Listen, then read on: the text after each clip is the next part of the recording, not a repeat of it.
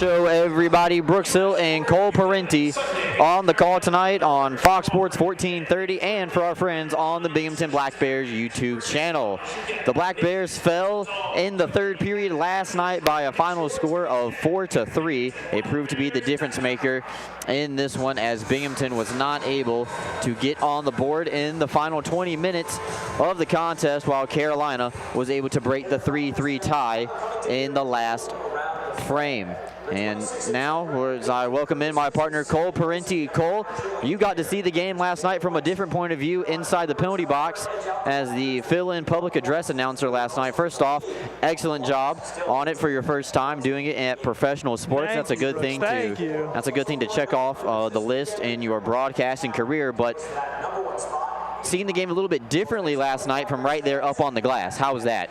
Well, Brooks, as you said, it's a completely different perspective. It's a different speed down there. But what I noticed is that the Black Bears came out firing in the beginning, right? They got that early minute goal from, I believe it was Tyson Kirkby. It was Mac Lewis got him on the board. Yeah, first. Mac Lewis got the first one. Tyson Kirkby got the first one in the second period. But after that goal, it seemed like the game turned on its head a little bit, that the defense for Carolina was shutting down the Black Bears a little bit. They would come over the blue line and not get anything cooking. And ultimately, it was only so long before Carolina was able to crack through on Riley McVeigh, who had a very strong game again yesterday with his family in attendance. But ultimately, 4-3 was our final because the Black Bears couldn't get anything going. All right, and that's also going to be our Black Bears Rewind segment for the day. Carolina skates away with a 4-3 victory. Black Bears Rewind is brought to you by our friends over at the Binghamton Hockey Booster Club, powering Binghamton hockey for the last 50 years. It's only $10 to join the Booster Club, and you can do so at the next Black Bears home game. It'll be tomorrow afternoon at 3 p.m. It's Kids Day and post-game skate as well.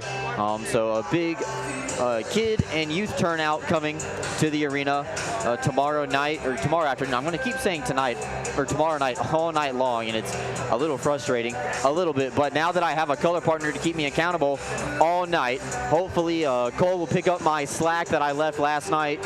Cole's filling in for Alex Jones, who is still a little bit under the weather. We hope Alex is doing well, resting at home, and we hope to see him in the near future. We're going to take our first time out of the Triple Cities Family Dental pregame show, and when we come back, we're going to take a look a look around the FPHL with the out-of-town scoreboard, the injuries and scratches tonight, followed by the starting lineups. All that and more coming up after these messages on Fox Sports 1430 in Binghamton.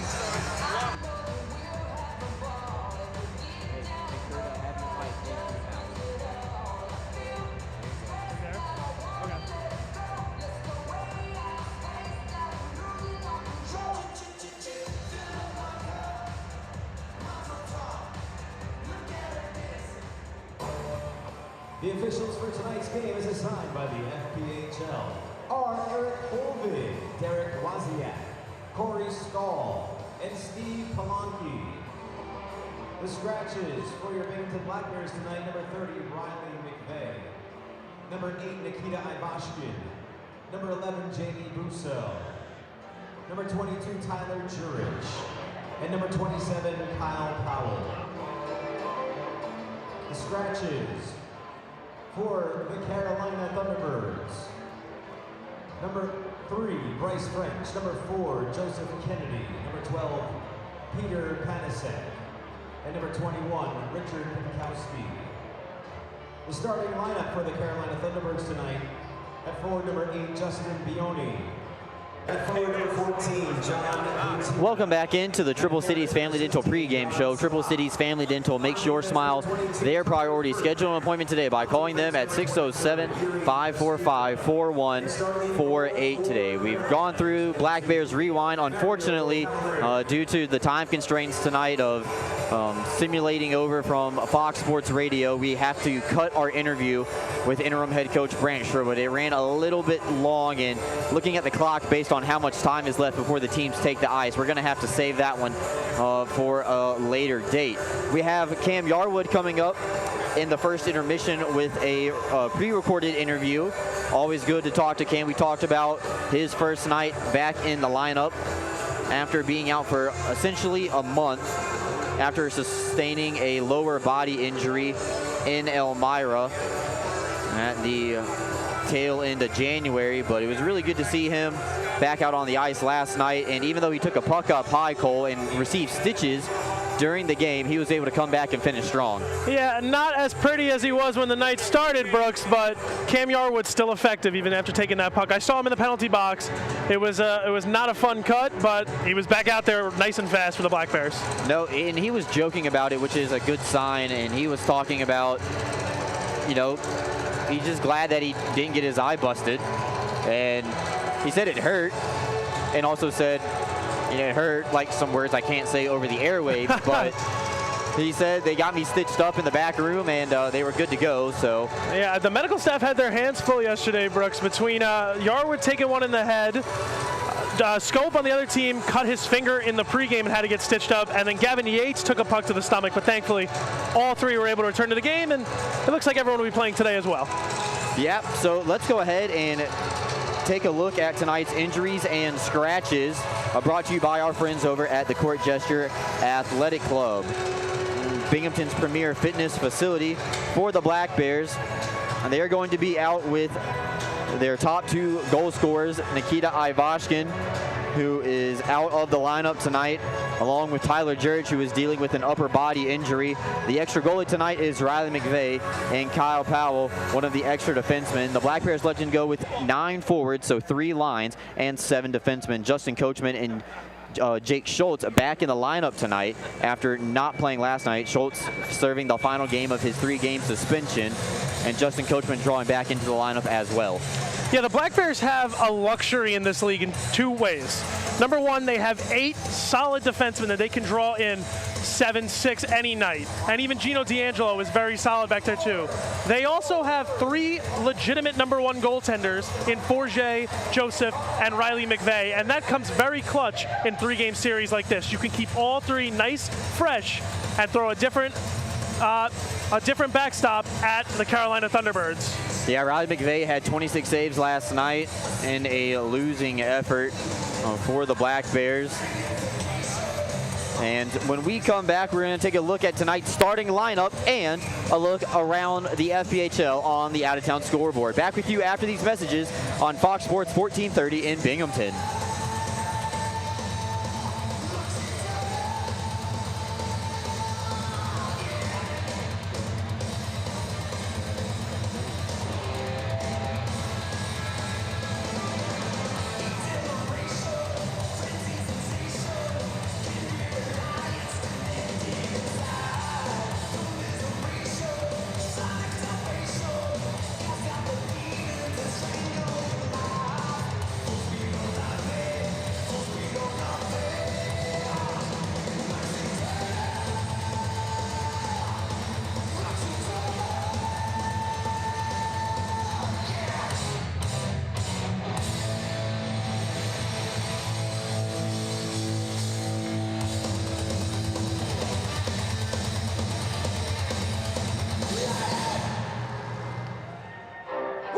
Bring them out, bring them out, bring them out, bring them out.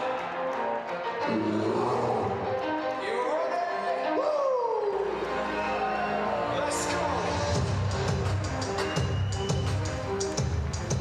Fans, it's time for the ANC Heating and Air Conditioning starting lineup for your Binghamton. Welcome back into the Triple Cities Family Dental pregame show. Brooks Hill and Cole Parenti on the call tonight on Fox Sports 1430.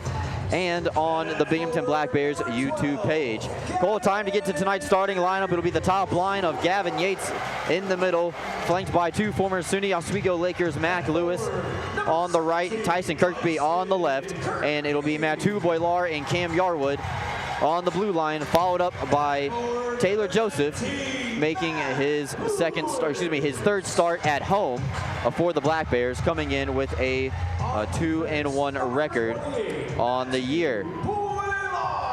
Yeah, I will be looking at Taylor Joseph's game today. This is the second time I'm calling a Joseph game. He needs to be strong because this Carolina Thunderbirds offense is high-flying, especially with players like Lucas Rowe and the man tracing the FPHL Triple Crown, Gus Ford.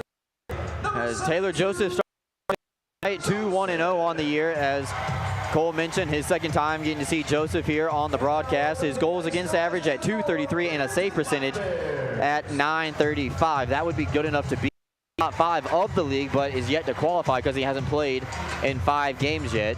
This will be his 4th appearance for the black and green. Binghamton going with the green alternate jerseys tonight, black breeches, green and black socks, and the black helmets. Of course, Carolina, the opposers, in the white jerseys, black helmets, black bottoms, and white socks with black and red stripes. We're going to take our final time out. Thank you for listening to the Triple Cities Family Dental pregame show. When we come back, we'll have the presentation of the national anthem, followed by the BAE Systems opening face-off right after these messages on Fox Sports 1430 in Binghamton. 8 and under youth hockey players.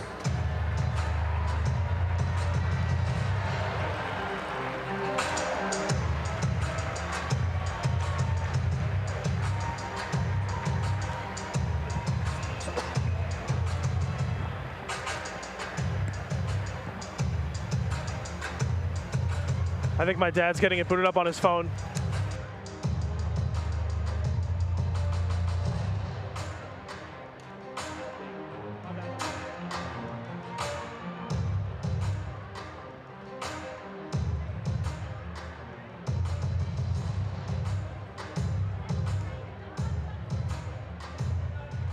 Ladies and gentlemen, we ask you to please rise and remove your caps. Presenting the colors for tonight's game, we welcome Troop 30369. And now please remain standing as we honor our country with the Star-Spangled Banner. Tonight we welcome members of Vestal Middle School Glee Club, 6th grade select ensemble, and the African Road Elementary School Chorus. The African Road Elementary School Chorus presenting tonight's national anthem.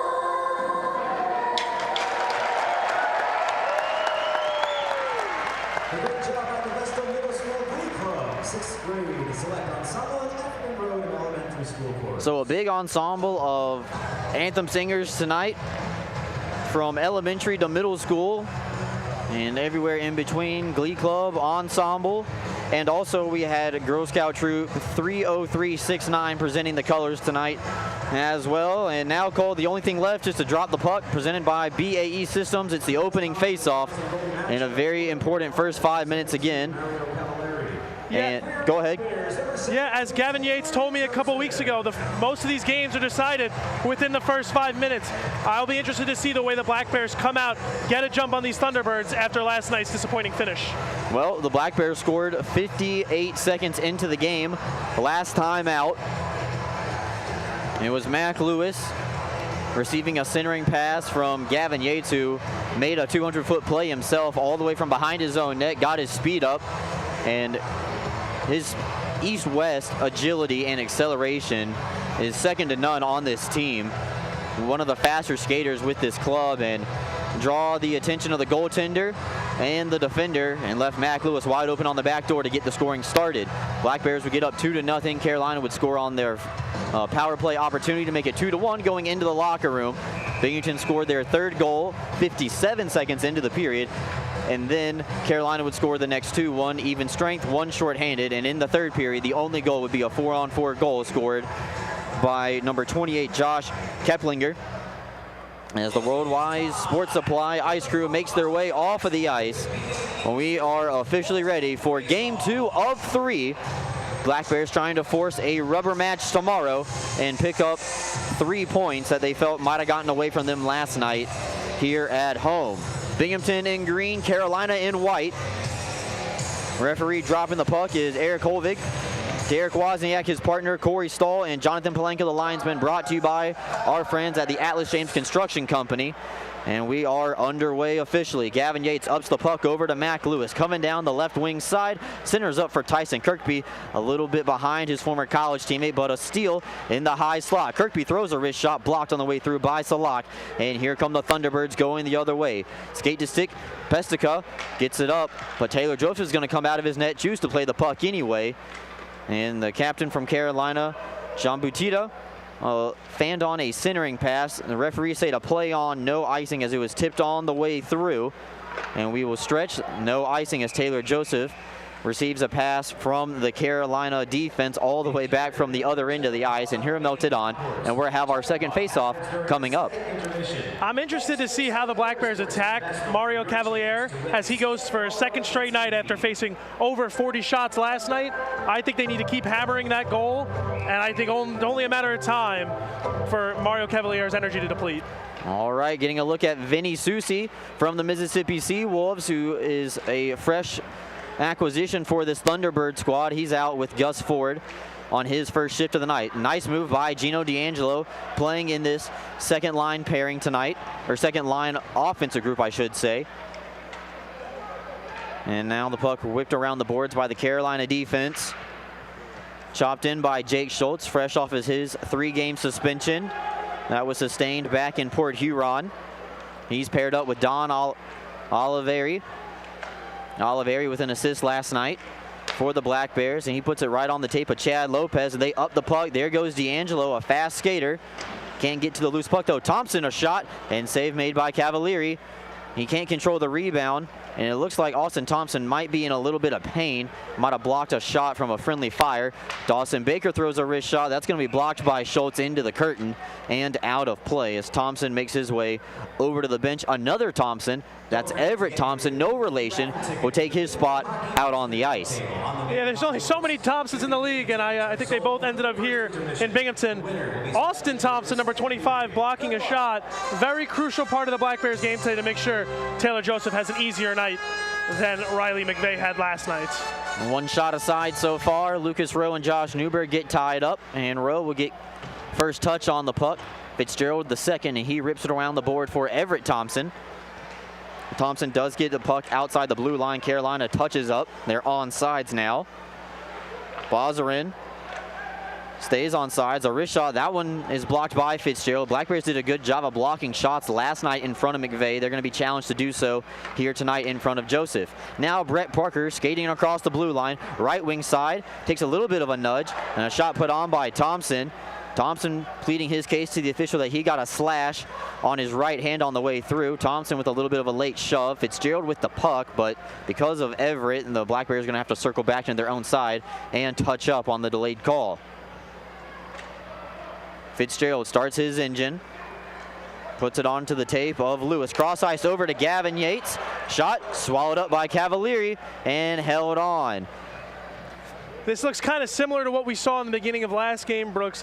The Carolina defense hasn't really settled into a set sort of collapse that they had like last night. The Black Bears are starting to get what they want coming over the blue line.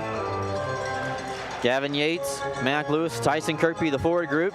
JT Walters, Cam Yarwood on defense. 7 defensemen dressing tonight for the Black Bears, so we will see a combination of blue liners from Coach Sherwood's club all night long. Salak trying to get around JT Walters. He's met with pressure. Turnaround shot, never made it there. Puck available in the crease, but Joseph tracks it all the way, and here will melt it down for a whistle. Yeah, those ones aren't fun for goalies when they bounce around a lot in front of them. Good job by Taylor Joseph to find it quickly, and as you like to say, melt it down nice and early. We'll have a nice face-off right to the left of Joseph. All right, we're safe at the next dead whistle. We can get a close-up on Taylor Joseph. I have a story about what he did today for everybody back home. Puck's down low, and Pringle tries to backhand it out to the point at his blue line, being held by Tucker first. We got a 4-man pile up on the near side boards. Cam Yarwood in his own zone will reverse it around. Lewis picks his head up, sees that he has pressure coming, and Yates will glide the puck out into neutral ice. Carolina, though, maintains possession. Salak tries to backhand one out, and Pestica is separated from the puck by a good wrap check by Tyson Kirkby. Gavin Yates trying to fly the zone a little bit too early, but his defense will bail him out. Finds the stake of the aforementioned Gavin Yates. Going 1-on-2, Yates in the slot. Has it roll off his stick. Puck still available. D'Angelo tries to get after it. Going to be cleaned away by the Thunderbirds defense out into neutral ice. Oliveri faked a slap shot, coming down the right wing side, looking for a rebound from Lopez. Slap shot from Schultz, denied by Cavalieri with 2 big saves. Look out, going the other way. Dawson Baker tries to get it on his tape, but it moves too far out in front with that fresh ice so early in the period, Cole. I think that one might have been helped out by the ice crew there as that one glides behind the goal line. Yeah, their checks are signed by the Binghamton Black Bears too, so they're allowed to help a little bit in that respect, Brooks. Oh, like you said, when the ice starts to get a little cracked up, that could be very dangerous. The Black Bears need to clean that up. Goes forward. Wrist shot blocked by Jake Schultz in the slot. Penalty coming up. Looks like Schultz is going to get a late hit or a roughing call. And Vinny Susi at the blue line looking for a tip. And out in front, I believe he got one from Gus Ford. If not, it's Vinny Susi's first goal as a Thunderbird, and it's 1-0 Carolina with 15:33 left to go here in the first period. This looks like it's going to be Vinny Susi's goals. He led the Thunderbirds down the high five line. Just a screenshot thrown on net. As you said, he was looking for a tip.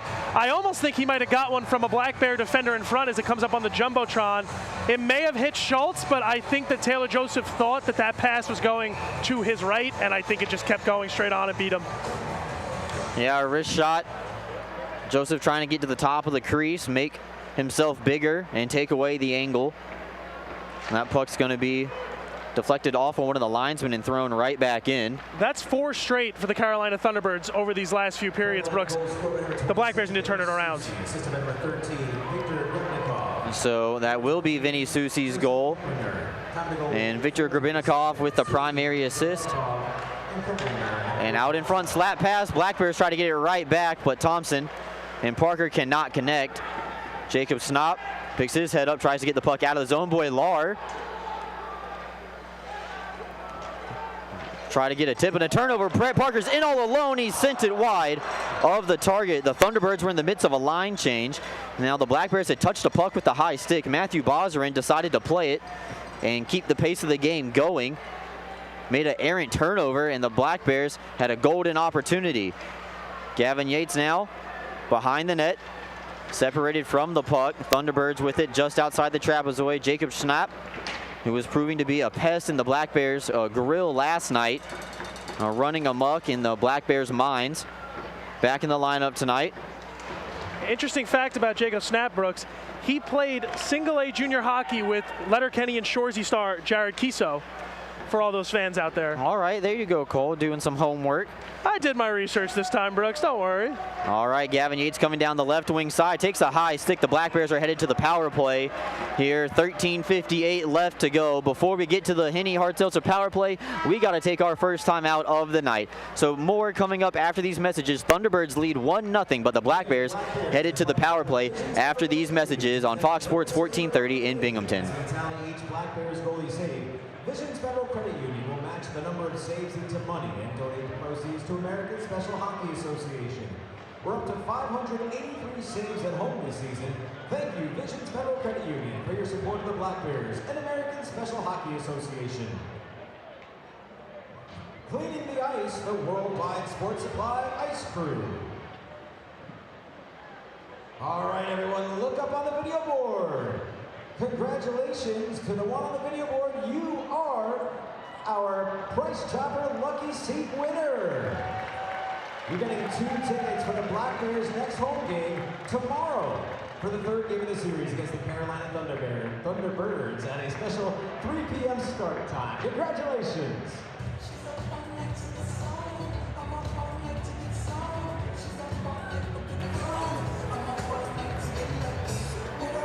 All right, as you're getting a look at the Heinz Energy replay, John Butita guilty of the high stick right in front of the official. But before we drop the puck, back to Taylor Joseph. Funny story, while the team was doing an optional skate this morning on one end of the ice, Taylor Joseph was actually wearing the VR headset and going through goalie drills on the opposite end of the ice with his glove and blocker on. A really cool opportunity. I've never seen someone in person outside of a VR studio do those kind of drills with his skates on, but Taylor Joseph was doing it this morning, working on odd man situations, and afterwards he was done. He let me put on the headset. I made one save, and it was only because they hit me in the chest. Brooks, those things make me sick, so I give Taylor Joseph a lot of credit for being out there on skates and a VR headset. Black Bears on the Henny Hard Seltzer power play. One-timer from Gavin Yates is denied by Cavalieri, and out come the Thunderbirds the other way. Snap tries to go 1-on-0, trying to get to a rebound, but Gavin Yates covering up as Taylor Joseph could not control that rebound. He did make the save. Kirkby will get to the red line and dump it in. Cavalieri out of his own net, trying to play the puck over to a defenseman. Yates will settle it down just outside the face-off dot. Yates taking his time, surveying his option, trading places with Yarwood. Yarwood into the slot for Kirkby, gets it to it forehand. I believe it was tipped wide by Lewis. Oliveri now up at the blue line. Top of the umbrella, loading it up for Yarwood. 2 defensemen, 3 forwards. Oliveri slap shot, blocked by Snap. He's in pain. Yarwood tries to center up for Mac Lewis. Lewis is grabbed by a free hand. Carolina does get the puck deep, and out comes power play unit number 2. This one headlined by Fitzgerald, Lopez, Thompson, and Jake Schultz. So 2 defensemen on each power play unit tonight. That's a new look for Brand Sherwood, putting 2 defensemen. You can tell that's where Cam Yarwood's absence was felt most on the power play, as he has been used to quarterback it. Now put him with Don Olivieri, and you have a nice duo on the back line for the power play. Need to have a man in a toga, just stationed about 3 years. Interestingly, it's a red toga, not a green one for the Black Bears, but... no, I think it's a Thunderbird fan, Cole. I thought I heard it. You think? Nope. Yep. I think he was saying, let's go Thunderbirds. That puck after the face-off is going to be thrown all the way down on goal for Taylor Joseph. He will set it up on a tee. 25 seconds left to go in the first Henny Hard Seltzer power play of tonight's contest. Fitzgerald starts his engine, drops it back over for Lopez. Lopez with an assist last night for the Black Bears. Brushes off a hit, puck's available out in front, and whisked down once again by the Thunderbirds, who have done a good job on the penalty kills so far tonight. Black Bears went 1 for 10 last night. That brought their average down from 26.5 to 15.5. Fitzgerald gets his engine started. Penalty time is up. We're back to even strength. John Butita coming out of the penalty box, pushes the puck up for the first star of last night's game. Josh Keplinger throws a low angle shot, and the puck is going to be underneath Taylor Joseph, dangerously close to getting to the goal line. 11:45 left to go. Black Bears do not really generate any offense after that initial face-off win for the hometown squad. They are 0 for 1 on the night so far. The power play has been an issue for them. It's been evident these last few games. The scary play by Joseph, he did not know where that puck was. Thankfully not behind him in the net. Face-off one, and Firth and Peavy go D to D. Carolina whips it around the boards. Forward tries a stuff chance, trying to catch Joseph sleeping, but paddled down from the goaltender. D'Angelo skating through the middle of the ice, plays it up for alternate captain Josh Newberg. Low angle shot, in and out of the glove of Cavalieri. Newberg down low for D'Angelo.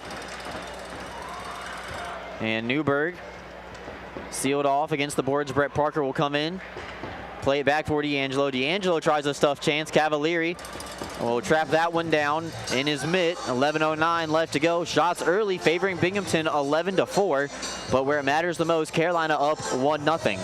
Yeah, just like yesterday, the Black Bears have gotten out to a lot of early shots. They did this in Elmira too. They're putting up almost 20 shots a period, Brooks, as we're on pace for that. It's just a matter of good shots too, not just the quantity. Face off, pushed into the corner by Yates. Mac Lewis was the first man to it, but now Carolina's Keplinger will skate away with it.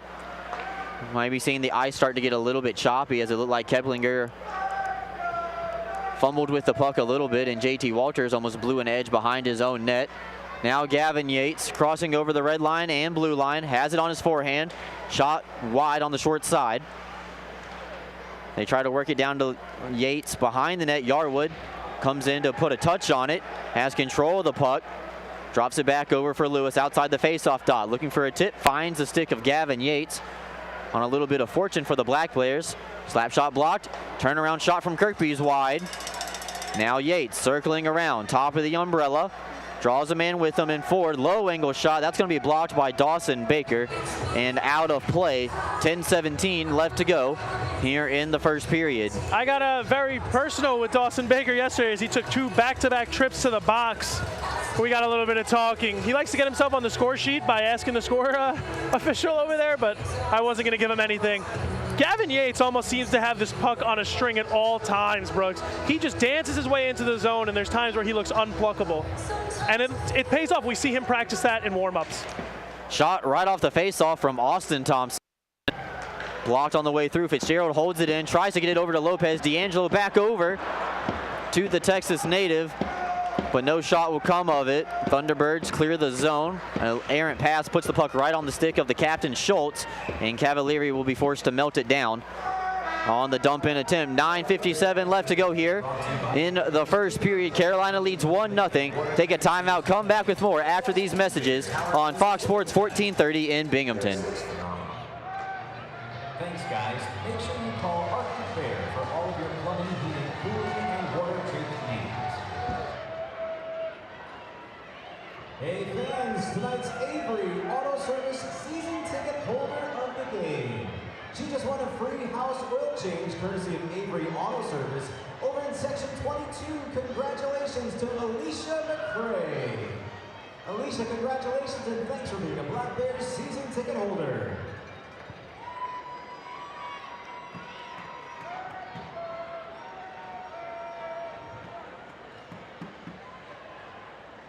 February is Dental Health Awareness Month. Broome County Dental Health Society has partnered with Triple Cities Family Dental and are tabling out on the concourse. Welcome back to Black Bears Hockey on Fox Sports 1430 in Binghamton. Ideal Bowling Center is where Binghamton hockey fans bowl with open bowling all week long with money-saving specials. Ideal is a great place for family, friends, company parties, and special occasions. Ideal Bowling Center, 119 Jennings Street in Endicott. So much more than just your favorite bowling alley. With the Black Bears getting ready to go on the Southern road trip, perfect time to go ahead and go bowling during the weekend. You're not going to miss a Black Bears home game coming up. They will not return to Vision Veterans Memorial Arena until March 18th. 6 games on the road following Sunday's matinee contest against these Thunderbirds. I love bowling, Brooks, and interesting fact about me, I was the only senior in Long Beach High School to still be on the practice squad. Don't know if that's a brag or an unfortunate statement there, Cole, but now we're back to the action here. I still made history, Brooks. All right, yep. It's written down in a book somewhere. Thunderbirds shoot this puck off the glass, and it looks like this one's going to be icing. And Fitzgerald touches up at the dot. 9:38 left to go. Crowd still filling in here as I keep seeing more and more fans coming back out of the concourse doors. And it looks like Chad Lopez is going to take this face off. Thompson on his left, D'Angelo on his right, Schultz and Fitzgerald now on the blue line. Black Bears try to get to the loose puck. They fight for positioning. Fitzgerald gets to it on his backhand. He's going to take it behind the net. Get behind. Stopping and starting is the Burr Ridge, Illinois native. Slap shot put on. Goalie doesn't see it. Never made it there, I believe. And now skating away with it is Justin Pringle. Pringle crossing the line. They're on sides. That's going to be, I believe, a little bit of friendly fire as Pringle dropped the puck back to a defenseman and then immediately ate a shot right back from his teammate. 4-man pile up at the Black Bears locker room door. They put it back up at the point for Martin. Wrist shot easily detected by Taylor Joseph. Nobody out in front for the Thunderbirds, and that's seen all the way for the Sherwood Park native in Alberta. Yeah, that shot's not going to beat Taylor Joseph. He's too good of a goaltender with a shot straight on right at him. He's just going to glove it, as you see here on your Heinz Energy replay. I don't know if that shot was going to hit the net or go wide or hit a crossbar, but Taylor Joseph catching it ends all those questions. 9:01 left to go here in the period. Face-off won by the Thunderbirds, and a shot by Pesica put right on. Joseph fights one off. Turn around, low angle from Shalak is blockered away. Everett Thompson tries to get the puck out into neutral ice. He's successful. The Black Bears start to go the other way. Oliveri touching up for Newberg. Newberg plays it softly off the boards, forcing Cavalieri to come out of his net, but nobody being able to beat the goaltender Out into the neutral zone. Boilar will D to D with Oliveri. And that will hop the stick of Boilar. And Thompson now. Black Bears have some numbers if they can hurry and get back onto the offensive side. Brett Parker throws on the brakes, rakes for reinforcements. Takes a little bit of a face wash in the offensive side. He's going to skate off in a little bit of pain. Martin now behind his own net, stopping and starting. Goes around Mac Lewis. Mac Lewis gets on the forecheck. And now it's Binghamton giving Carolina a little bit of a hard time getting the puck out of the zone. Good check by Oliveri. Low angle. Tries to snipe one in the corner, but instead going to be flung out into the middle third by Carolina. Yarwood now skating with it. Goes back over to Mac Lewis. Lewis dumps it in, cross corner. Yarwood acting as the high forward now.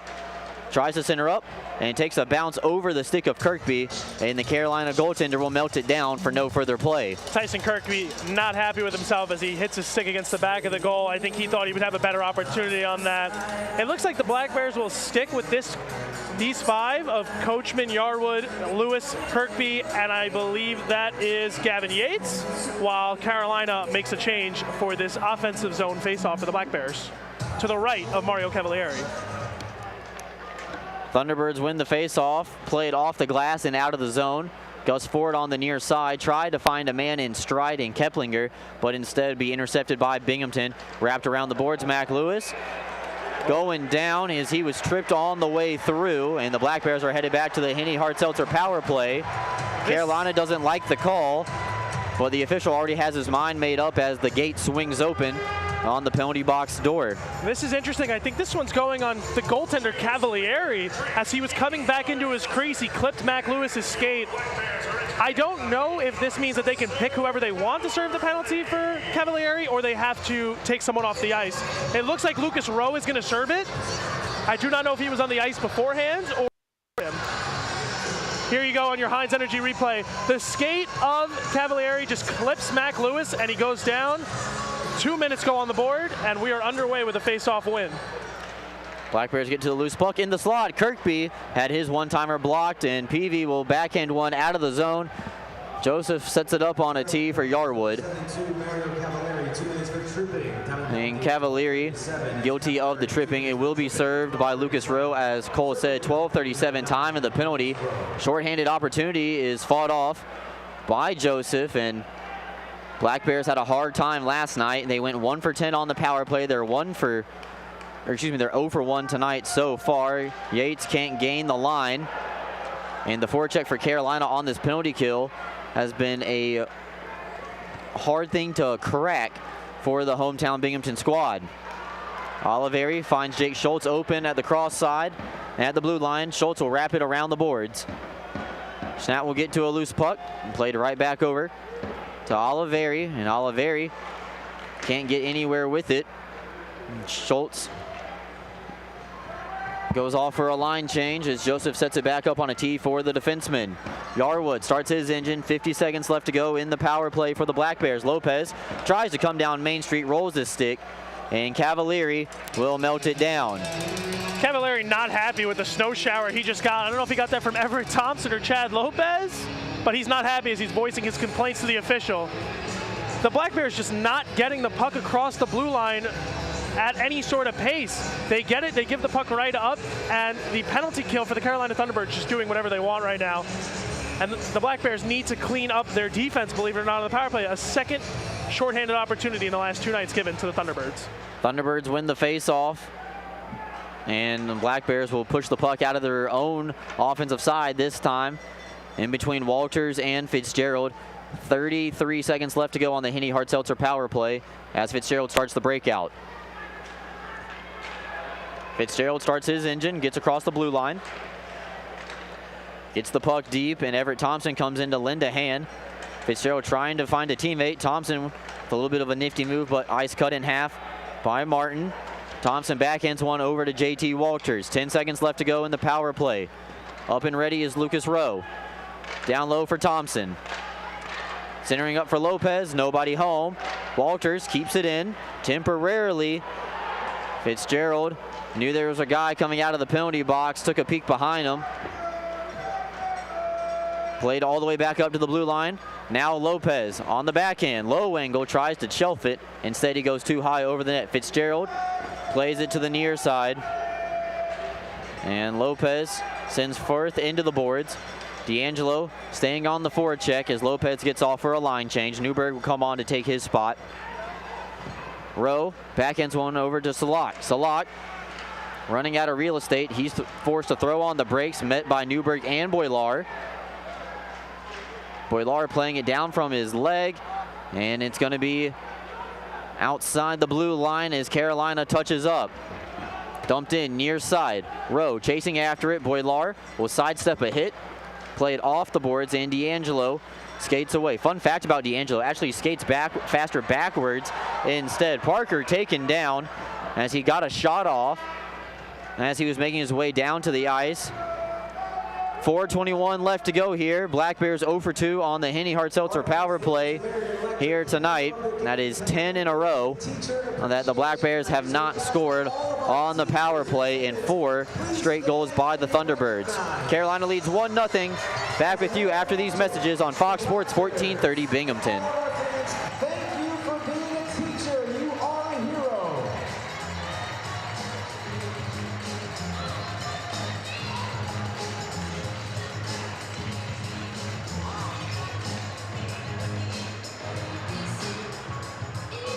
If you or someone you know should be recognized as a hero of the game, please visit BinghamtonBlackBears.com. Power outages are a thing of the past when you have a Generac home standby generator installed by the team at American Electric. Give them a call today or visit them on the web at aegenerators.com. February 26th is the Black Bears Kids Club game and Carnival Night. Make sure to be on the lookout for special deals on concessions, a post-game. Welcome back to Fox Sports 1430 Binghamton for another edition of Black Bears hockey. Thunderbirds up 1-0. About 16 minutes into this one, 4:21 remaining in the first period. Shots favor the Black Bears 12-8, but where it matters, Carolina's on the board first with their second shot of the game, thanks to the new guy, Vinny Susi, on a wrist shot from the point that Taylor Joseph, I don't think, saw with a double screen out in front. Yeah, it was just an unlucky bounce. They just announced in the arena tonight it is Teacher Appreciation Night. I want to say a quick hello to my mom, who is a teacher, and let her know that we appreciate her kindergarten at Lido Elementary in Long Beach. All right. Salak tries to get the puck deep, but his ice cut in half by Boilar, and Black Bears take control. Coachman plays it over to the French-Canadian Boilar. He will up the puck over to Josh Newberg. Newberg tries to start his engine as he's sent into the linesman. Peavy now sent down, and Thompson blows a tire down low in the performance corner, top left corner of your screen. Boilar, pirouette. Had the crowd going, ooh, on that nice little spin move from Boilard. Yeah, unfortunately couldn't play the pass, and it leads into a turnover, a shot and a goal for Carolina. A costly turnover extends the Thunderbirds' lead, and now Carolina up 2-0, 5 in a row for the Thunderbirds here in Binghamton across the 2 games. That looks to be, yep, Josh Keplinger again, his 3rd of the series, and the Black Bears need to really figure out what is going wrong, as they have not found the back of the net in 5 straight goals between the 2 teams. They haven't found the net since the first minute of the second period when Tyson Kirkby crashed it last night. Yeah, a little bit of a misplay from Boilar, comes back to haunt Binghamton. 3:24 left to go here. And Keplinger gets his 3rd of the series. You just saw it on your Heinz Energy replay. The shot just beat Taylor Joseph over his glove hand shoulder. Top shelf from Keplinger. A dirty, dirty, nasty shot. That's why you always got to stay ready as a goaltender. You never know what's going to happen. Oliveri turning around shot as the puck hopped his stick. He held it in at the blue line. It goes off the glass. Mac Lewis starting and stopping. As Tyson Kirkby will backhand one. In for Yates. Yates back over for Lewis. Black Bears try to start a cycle on the near side. Yates now gets it on his forehand. Tight turn. Creates separation. And it's Tyson Kirkby. Looks like we have a penalty coming up, Brooks. Yep, that shot's going to be wristed on from Schultz. Cavalieri makes the save. And looks like a roughing call is the indication from the referee in the offensive zone. So it looks like Carolina is back on the penalty kill. A much needed Henny Hart-Seltzer power play. And right now, I wouldn't mind a timeout, trying to get one. You've given up the last 5 goals if you're the Black Bears, and you now have an odd man advantage once again. Headed to the box is Dawson Baker for roughing. You need to break through here. I'll bet some money, Brooks, that Dawson Baker probably turned to our PA announcer, Frank, and asked him if he could get himself on the score sheet for one of those 2 goals. That's what he said to me last night. Had me laughing. Well, he's on the game sheet here tonight. Tyson Kirkby tries to center up out in front. Kirkby reverses it over for Yates. He finds it on his tape. Yates trying to create separation. A lot of Black Bears in the same spot right now. That does Carolina a lot of favors. You can guard 2 men with 1 if you're standing next to each other. Yates stopping and starting in the slot. Over to Oliveri. He scores on the power play. Don Oliveri, his 2nd goal of the season. What a stick handling play from Gavin Yates. And the Black Bears are on the board. They end the 5 unanswered dating back to last night. And they now find themselves down by 1. 1 for 3 on the power play tonight for Binghamton. This is what they brought Don Olivieri to Binghamton to do. Quarterback this power play, score goals, get them on the board, and it's a nice pass here from Gavin Yates over to Olivieri, and he makes no mistake making Cavalier go from left to right. Not what a goalie likes to do. Finds the back of the net, and the Black Bears get their deficit in half. Yeah, he's a power play specialist, Cole. It's the first goal of the night for Binghamton, and that's really why they brought him in, is to score and assist on the power play. His 2 goals on the year both come on the power play. Gavin Yates with the primary helper. We'll see who the secondary assist is given to. It's Cam Yarwood. Here's Frank Perney with the official goal announcement. Donald Oliveri.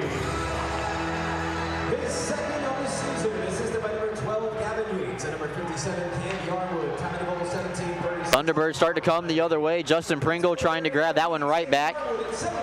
Power play 1 for 3 on the night. All 3 penalties belong to the Thunderbirds so far in period number 1. Not as many penalties as we saw last night, Cole. Referees trying to take control of the game early and often, as that shot from the point behind the red line misses everything. Could have been icing, but instead Carolina beats it out. Now D'Angelo on the left wing side. Soccer styles it up into the zone. And then loses an edge. Peavy over to Pringle, a little bit too far in front of his winger, leads to a turnover for the Black Bears. But it looks like we're gonna have elbowing call coming up here. And Carolina's gonna get their first power play with 1:22 left to go in the first period. I don't know which Black Bear this is on, as Schultz and Newberg both voicing, it looks like it's gonna be Jake Schultz, but both of them voicing their displeasure. Jake Schultz gets himself on the score sheet in his first game back. I'm not sure this is the way he wanted to do it, but the Binghamton Black Bear penalty kill will get its first chance of the night. Time of the penalty is 18:38. First penalty of the night against the Black Bears. It's Jake Schultz, 2 for elbowing. I don't know about that one, Brooks. Yeah, that's not the best angle to see that one from. I want to see if this one's a little bit better. Nope, can't really tell. Yeah, the ref hat was right behind Jake Schultz, so whatever he saw must have been definitive. Black Bears get the puck out of the zone, and Newberg goes one-on-one short-handed. And the opportunity is blocked away by Cavalieri. Good for the Black Bears trying to generate some offense short-handed. That's shot number 14 on the night for Binghamton. Gus Ford plays it over to Dawson Baker. He throws on the brakes, wraps it all the way around the boards. Black Bears and Thunderbirds will chase after it. They work it down low behind the goal line. Ford back up to the point. Shot, blockered away by Joseph. Everett Thompson gets to the loose puck and slaps it down the length of the ice. Black Bears will get 3 out of the 4 on the line change. Binghamton needs to be careful, but JT Walters positions himself in the passing lane to interrupt that scoring opportunity for Carolina. Not the best line change right there for the Black Bears. 30 seconds left to go here in the period. 1 minute left to go in the Northeastern Striping Corporation penalty kill. Putia up to Dawson Baker, back checked from Brett Parker, and that puck is going to be slapped down. Cavalieri coming out of his net in front of the goal line to play the puck up. 10 seconds left to go in the period. Carolina starts the final push. Keplinger, right wing side, creates separation. Puck goes into the corner. He's going to run out the clock, and Carolina will have a 2-1 advantage going into the locker room after the opening 20 minutes. A mirror of what we saw yesterday as the Black Bears took a 2-1 lead to the locker room. I'm sure the Black Bears will take the outcome the Carolina Thunderbirds walked away with yesterday. But the Black Bears did break through on the power play, but they need to find a way to get this 5-on-5 clicking and fast. Or see what they talk about in the locker room. We have a very special interview coming up with Cam Yarwood talking about last night's game, being back out on the ice after essentially missing a month of time due to that lower body injury. Shots on goal, 14 for Binghamton, 10 for Carolina. When we come back, we're going to have the Excite Motorsports intermission report, where I have the Columbian Mutual Life Insurance stat sheet, the Binghamton Hockey Booster Club highlights, and a look at the out-of-town scoreboard as well. Step aside, come back with more after these messages on Fox Sports 1430 in Binghamton. All right, fans, tonight's first intermission, we have youth hockey.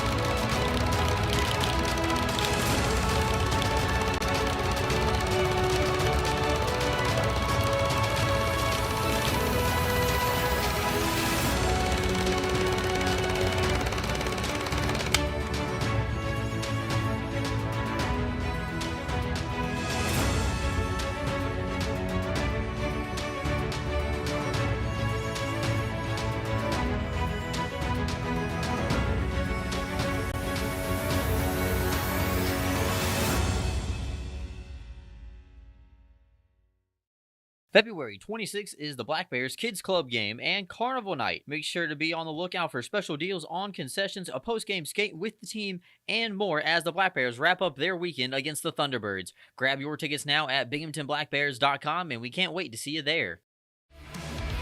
Black Bear fans, it's now time for the Bricks Barber Company Clip of the Week. Possession alive. Powell, down low, back over to Ivashkin. Powell loads it up for Boilar. One-timer, he scores! Back to Boilar, a power play goal. Mini Hard Seltzer getting their money's worth on the sponsorship tonight, and the Black Bears have the lead. Bricks Barber Company located in the number 5 Commons at 41 South Washington Street right here in downtown Binghamton. Give them a visit today. If you're looking to install a beautiful, durable, and handcrafted countertop, call Alice James Construction. The Southern Tier's most trusted stone fabrication will design and install your dream countertop and let you choose from a premium selection of natural stones like marble, granite, or quartzite. Stone or granite countertops starting as low as $35 per square foot installed. Schedule your free quote and receive a free sink with your countertop project. Call 607-275-5495.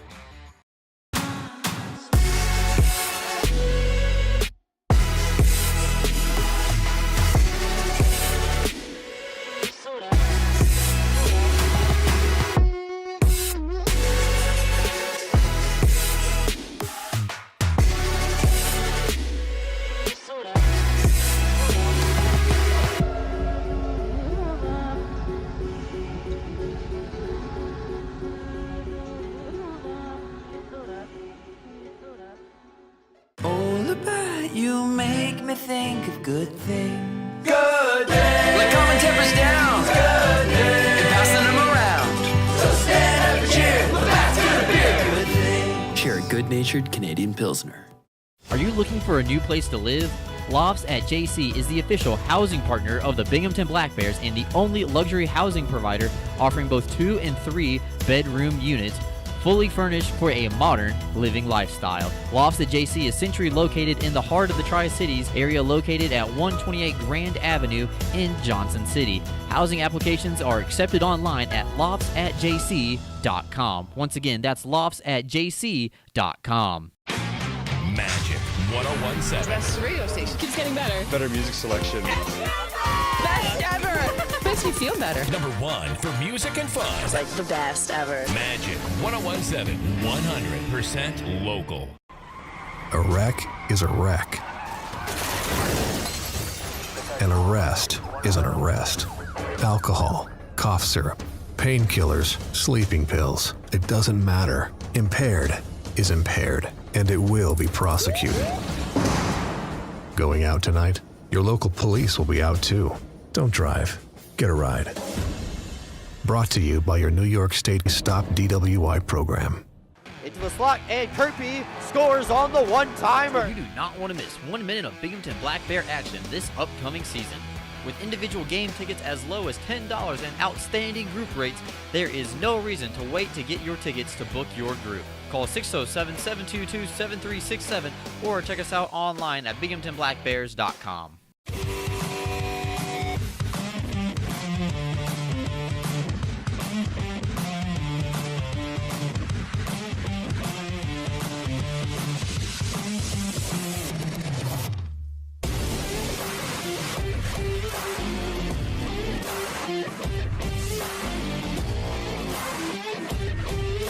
Don't settle for less. Ask for American Standard Heating and Air Conditioning. American Standard, built to a higher standard. As the puck below the net, centering pass in front, they score! 4-3 final.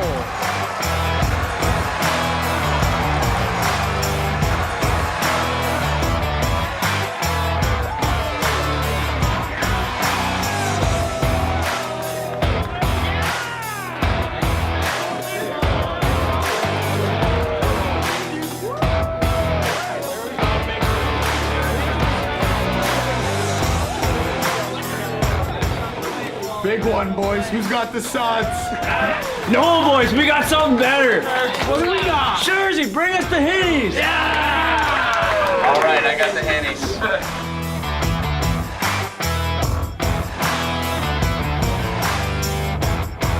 Got the Hennies, fellas. Start passing these out, eh? Ah, look at this bad boy. Cheers, baby. A win like that calls for a real celebration. Henny's Craft Made Hard Seltzer. If you're gonna win with a Henny.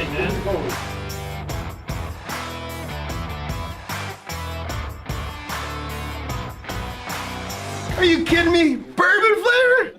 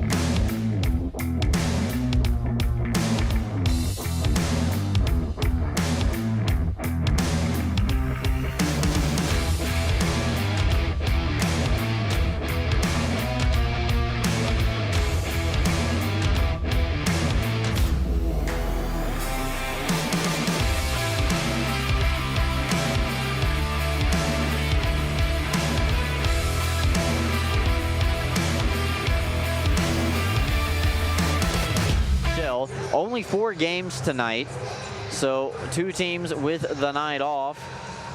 Elmira and Motor City also started at 7 o'clock. The internet is trying to refresh here. That's why we had a little bit of a problem with the interview earlier in the intermission report.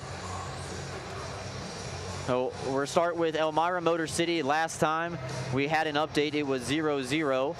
Watertown leading Delaware 1-0. That game getting ready to get to the second period as well. We already know where we stand here. Carolina 2, Binghamton 1. And we might just have to update our friends as the period goes along here. I apologize for the technical difficulties as more fans come in to the arena here as the season continues on and the push for the playoffs begin. Internet starts running a little bit slower. All right, it came up. Watertown leads Delaware 2-1. Motor City leads Elmira 2-1 as well. And Danbury, after the first period, they're on top 4-0 over Port Huron at home. That's a look at our out-of-town scoreboard. We'll come back, have the second period brought to you by our friends over at Lofts at JC. After this on Fox Sports 1430 Binghamton. Holy cow, there's just...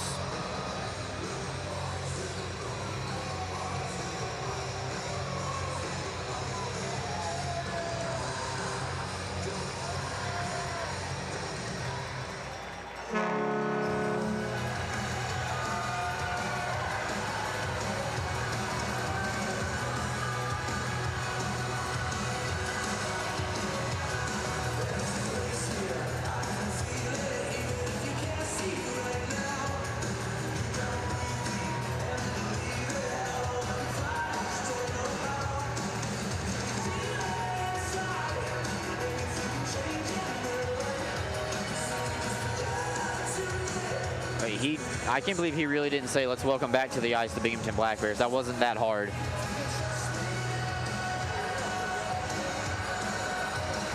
The thing is, Frank doesn't have it on his script.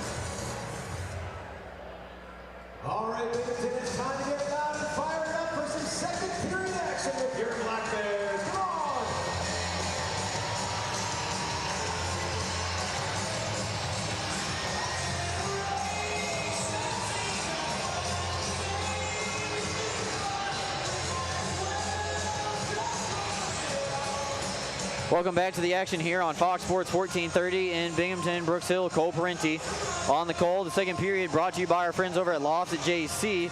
Well, before we talk about Lofts at JC, we're in the middle of a Northeastern Striping Corporation penalty kill. Make sure you contact Northeastern Striping Corporation for all of your paving and contract needs. And the face-off is going to be won back by the Black Bears. That's step one to kill off these final 40 seconds of an elbowing minor to Jake Schultz as they get the puck behind the Carolina net. Keplinger coming around, drags around Fitzgerald. Shot on goal, swallowed up by Joseph. Shot number 11 of the night for Carolina, and first shot of the period belonged to the Thunderbirds. That net has to look as big as a dinosaur right now to Keplinger, as he has found it 3 times, and he danced in to try to find it a 4th. To all the students in attendance tonight from Oxford Primary Schools for your hard work in Josh Newberg going to take this defensive zone draw for Binghamton, and he will win it over to Fitzgerald, who slaps it off of the glass. Puck kept in though. Black Bears do not get it out. Schultz is up and ready at the box, row at the point, throws a wrist shot. Joseph made the save. It kicks out up near the blue line. Gets wrapped around the boards, takes a funny bounce off the backside of the net. Black Bears get a little bit lucky right there. And Salat gets back up to his feet. He blew a tire as he was trying to fight for the puck with Justin Coachman. So the Black Bears kill off the first Carolina power play of the night. Cross corner dump in. And Everett Thompson beats out an icing call and he's going to back check Martin from behind. It will lead to a turnover, and here comes Tyson Kirkby the other way. Kirkby trying to go through the slot.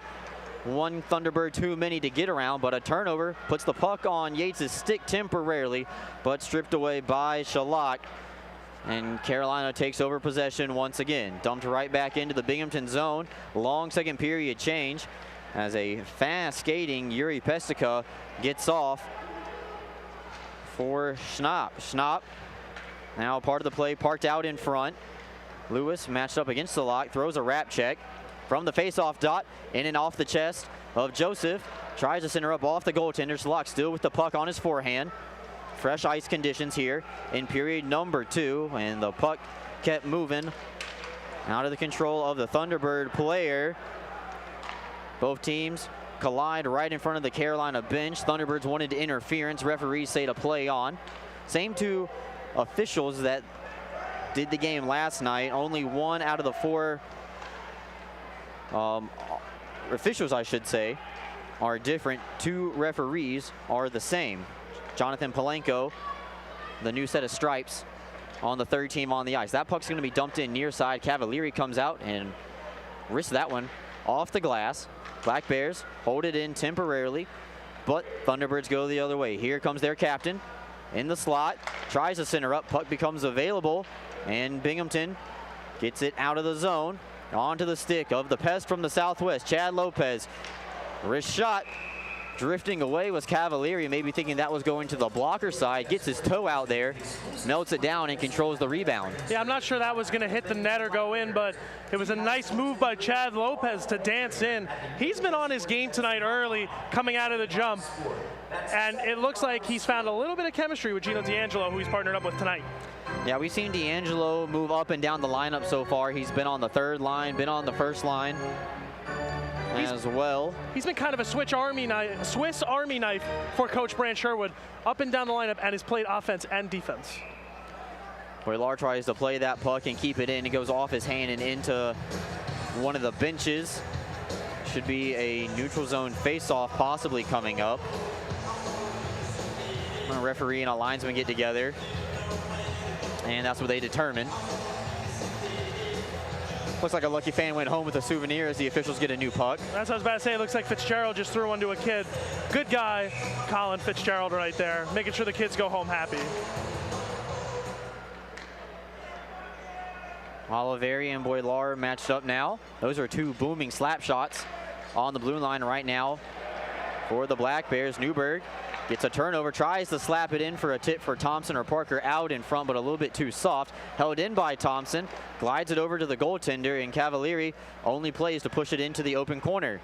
Down low now for Thompson. That's Everett. Tries to backhand it over to Parker. Newberg touches it forward. Cavalieri misplays it.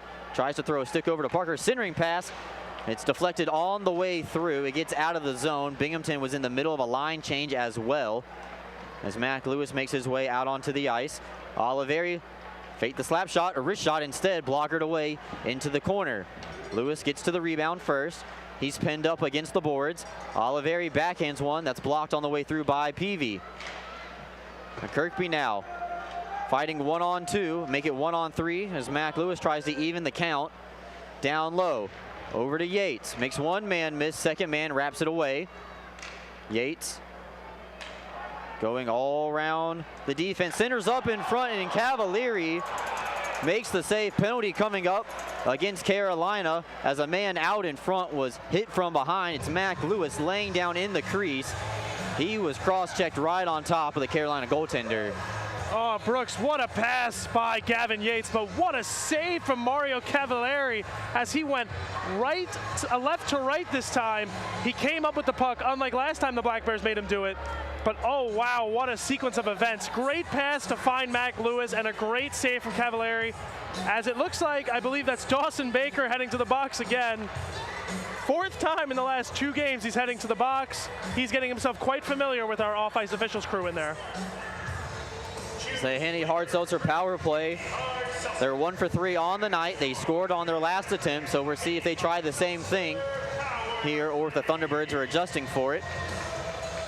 It's Kirkby, Yates, Lewis, with two defensemen being Oliveri and Yarwood. Kirkby wins it cleanly back to Oliveri. They one-touch it over to Yarwood. Fake the slap shot, back over to Yates in the right wing dot. Yates, wrist shot, puck's available. Don't believe that ever made it to the goaltender. Yarwood puts it back down for Yates. Over to Kirkby in the slot. A miss hit, puts the puck into the corner. Lewis tries to circle around, finds the stick of Tucker Firth, gets a tip from Peskala, and finds the way of Taylor Joseph all the way behind the Binghamton net. Yarwood now starts the breakout. And Yates will start his engine. We'll see how long he holds on to the puck. Left it back for Lewis, and he gets it right back. Yates throws on the brakes, waits for everybody to get to their spots. Yarwood now choking in, throw a wrist shot, side of the goal. Mac Lewis chasing after it. Uses that big frame to separate the Carolina defender from the puck. Yates over to Oliveri. In his skates, couldn't load the cannon. Circling back around, up at the blue line, over to Yarwood. D-to-D passing for the Black Bears, 55 seconds left to go. Yarwood over to Oliveri.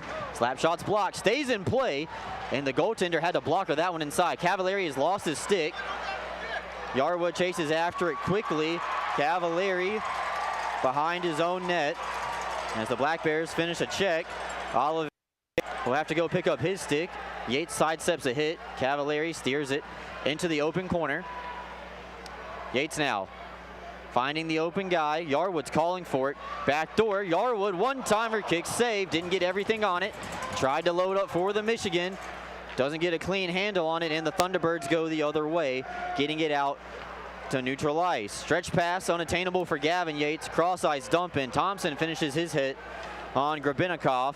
7 seconds left to go. Final push for the Black Bears, and it looks like they're going to let the time expire. Man coming out of the penalty box. And now Austin Thompson crossing over.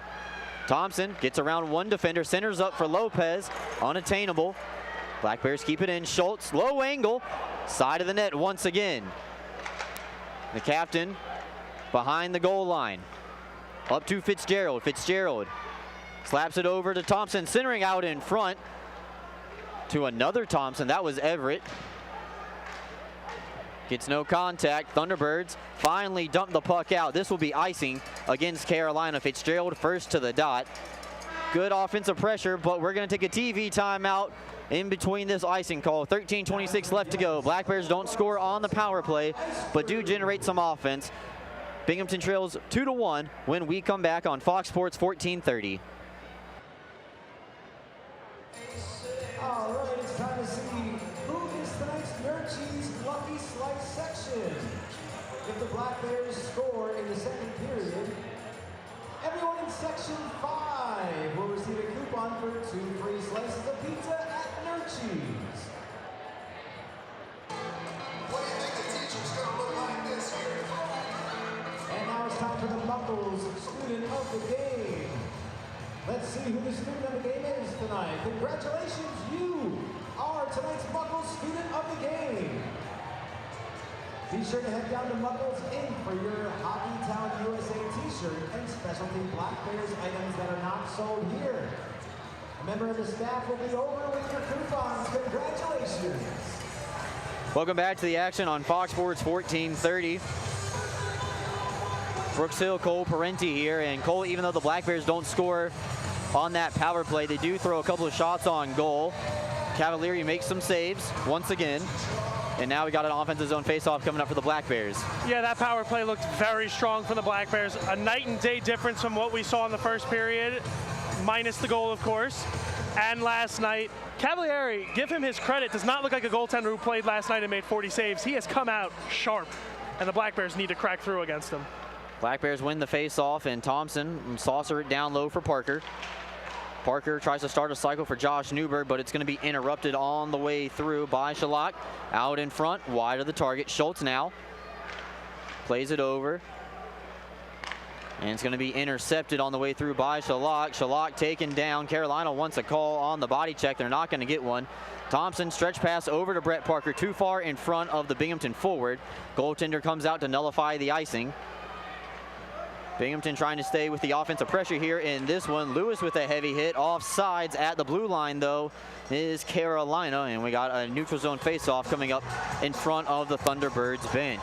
Dangerous play by Cavalieri to come out and play that puck with Brett Parker on his tail. I spoke with Taylor Joseph about goalies playing the puck.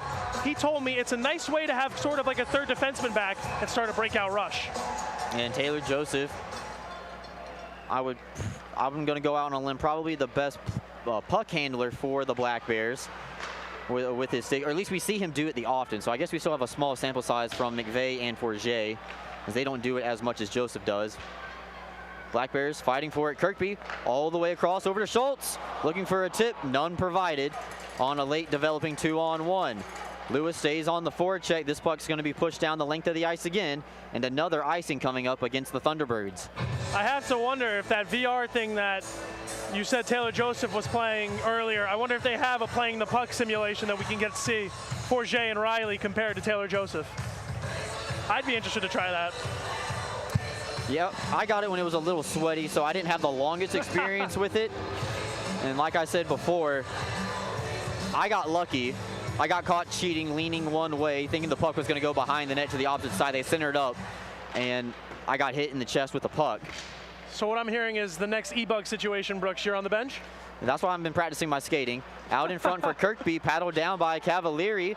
Referee doesn't blow the whistle. Goaltender's lost his stick. They try to get it back out in front. Fitzgerald down low. It's right on the side of the goal. Cavalieri reaches out to play the puck, takes it right away from his teammate Gus Ford, and now the referee blows it down, and Cavalieri has a word for the official about trying to earn a whistle covering up the puck. Cavalieri not happy with the officials right now as he talks it over with the referee. He was not happy that puck was taken away as he was trying to cover, but if the ref doesn't blow the whistle and the puck's out there, it's free game, Brooks. I don't know if he has a case or not because I wasn't down there to see it, but he's got to wait for the whistle. Lopez gonna take this face off for the Black Bears. Finds the stick at Gino D'Angelo as he pushes it forward. D'Angelo puts it back up for Lopez. Lopez tries to center up, paddle down by Cavalieri. Thompson touches the puck first to nullify the hand pass. Centering up, Boilar shot. One-timer down low from Thompson. Goes high and wide of the target, and the Thunderbirds go out. Thunderbirds are very tired. They need a change. They've iced the puck a lot here in this second period. Stretch pass is attainable, but that long second period change keeps that defense out there a little bit longer. Here's Blake Peavy playing it back over for Keplinger. And Binghamton trying to get to their spots on the forecheck. Lopez trying to mark Keplinger, and Keplinger throws on his engines. Boilar knocked the puck away, but the linesman inadvertently held the puck in. Schnapp, slap pass, looking for a tip, didn't get one. On the backside, held in by Firth, over to Peavy, a lot of space. Peavy, wrist shot, snared by Taylor Joseph out in front. That's shot number 14 on the night for the Thunderbirds. Binghamton still leading 19-14. Let's go back to that play down low. The tip from Austin Thompson. Great play from Boilar to find him down there. And if that puck's a little bit on net more, that goes in. I believe it beats Cavalieri over his shoulder. I spoke with Austin Thompson. He told me he's a net front guy who likes to tip the puck past the goalie, and he did exactly that. He knows his role on this team, and he's been able to collect a lot of points because of it. All right. Black Bears win the face-off. Yarwood wraps it around the boards for Brett Parker, and Carolina gets on a heavy forecheck. Here, Shalak will back off just a hair as Coachman starts the breakout. 7 defensemen tonight in the lineup for the Black Bears. Parker's going to get on his horse, and they're going to call icing against Binghamton. Parker doesn't like the call, but no protest put up by the Black Bears. This one's coming back. Yeah, I mean, you'd rather have the early icing call, even if it goes against you, than risk injury of chasing it to the boards, which was implemented a few years ago, the change. The refs look to who gets the dot first. Our referees tonight thought that the Thunderbirds were there first, and that's the call. Saturday, go ahead, Cole. I was just going to say that we'll have a face-off to the left of Joseph. Brooks, you got it from here. Shot put on the face-off. Puck still available in the slot. Never made it towards the net. Thompson paws it down. Thunderbirds get to it first after the little scrum. Thompson lays a hit, and look out, Black Bears start to go the other way. Thompson tries to center up for Parker. No contact there. And this is going to be wrapped in. Newberg cross ice over to Yarwood. Binghamton needs to touch up at the line. They do so, but the Thunderbirds do have control of the puck. Going the other way is Martin. He's met with contact from Brett Parker as Parker puts it back into the Carolina zone. Halfway through the contest and the period here. 10 minutes left to go in the frame. 30 minutes in regulation time. Yarwood passes it out. Held in. Shot blocked by Newberg out in front. And Salak gets to it first. Back up to the point. Now Rowe. Umbrella wrist shot off the chest of the Black Bears goalie. Coachman will just slap it down the length of the ice. Coachman had some time there, but they just wanted to get the puck out of harm's way there. It also could have been because it looks like Newberg's in a little bit of pain as he will skate off to the bench. I wonder if they're going to let him change right now I should say, because of his pain. Yeah, well, we'll find out when we come back. 9:38 left to go. Still searching for the first goal of the second period. Thunderbirds still lead 2-1 on Fox Sports 1430. Senior class, Michael Monaski's fan club, Matt Big Bad Dog Cole's birthday party, Erie Materials, Myers Supply Company, BAE Systems, Muckles, Red Barn Technology, Neubauer, Serve Pro, Proven Bituminous Products, Southern Tier Hockey Association, Binghamton Hockey Booster Club, Visions Federal Credit Union, and our season ticket holders. If you'd like to be recognized as a group, call 607-722-7367 or visit BinghamtonBlackBears.com. You want to go where everybody knows. And now it's time for the Valley Dental Smile Cam. Look to the video board and let's see everyone's smile.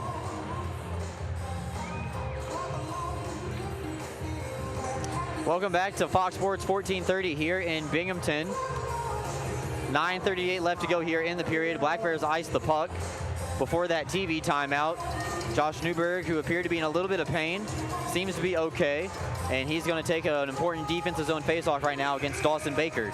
Yeah, good to see Newberg out there. An already depleted Black Bears forward group did not need to go any lower. Vinny Susi puts it in. Cross corner for Rowe, tries to center up. Good defensive stick by Newberg, but Black Bears do not get the puck out. Baker down low, centers up for Ford. Shot blocked by Newberg. Yarwood gets to the loose puck. He gets out of the zone, steers off a hit, and Newberg will get the red line. Doesn't get it deep. Coachman's got to make a play here, and instead let it go. Rowe shot. It's wide of Joseph's net, and it comes back out into neutral ice. Carolina touches up. Ford dancing in. Back checked on the way through. Backhander save made by Joseph.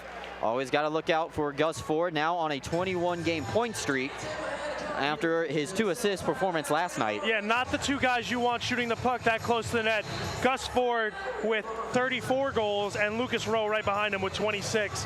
They have 60 between the two of them, and two guys you want to make sure you neutralize and not let have opportunities like that. The Black Bears need to tighten up the defense around them. A 2-point for Keplinger, as he has an assist and a goal tonight. Carolina gets to the face-off. Pesca back to the point. Shot blocked on the way through, chipped away out of harm's way temporarily by Oliveri. Another save made by Joseph as Carolina starts to pour on the shots here in period number 2. Cross ice pass onto the tape of Gavin Yates. Onsides for the Black Bears.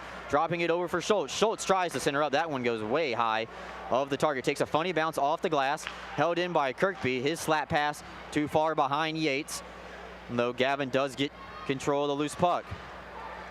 He's at the top of the umbrella. Plays it off the boards indirectly for Thompson. Black Bears trying to get back to their regular or assigned spots as Yates wraps it around. Kirkby, backhander, just missing on the short side of the target. Stays on the forward check. Salak puts it in the skates of Austin Thompson. Thompson wraps it off, but Kirkby was at the end of his shift, getting off for a line change. Had he touched it, that would have been a too many men penalty for the Black Bears. Puck is in the skates of a Carolina forward, and they go the other way. Line change partially now for Coach Rutledge's club. Pringle centers up, nobody home, goes off a Black Bear skate. Austin Thompson back up to the point. Martin thought about a slap shot instead. Wraps it around the boards. Schultz sends a man into the wall. Oliveri does the same. Poked around the boards. Thompson's going to get there first. Backhand one out of the zone into neutral ice. And Schnapp will finish his hit on Austin Thompson. Joseph sets it up on a tee. Takes a peek and plays it over to the captain. Oliveri pop flies one into the air. Bioni backhands one in. Bozerin will give chase. Schultz takes a peek over his shoulder, but instead plays it to an open side. Oliveri behind his own net. Met with pressure by Bozerin, goes off of his own net, self-pass. Thompson, right at the red line, tries to hit D'Angelo. D'Angelo takes a hit at the end of his shift, but Cavalieri will have to melt it down. So, 6:52 left to go here. Offensive shift there for Carolina for about the last 2.5 minutes, as a couple of guys roll through the bench for the T-Birds. But Binghamton does get the puck deep enough and force an offensive zone faceoff. Yeah, those shots the Carolina Thunderbirds got in that last possession weren't as high quality as before. And it seems to be their first little rush put together since early on in the period. The Black Bears have done a nice job neutralizing them for now. Let's hope they can carry this one to the second. Thompson and Schnapp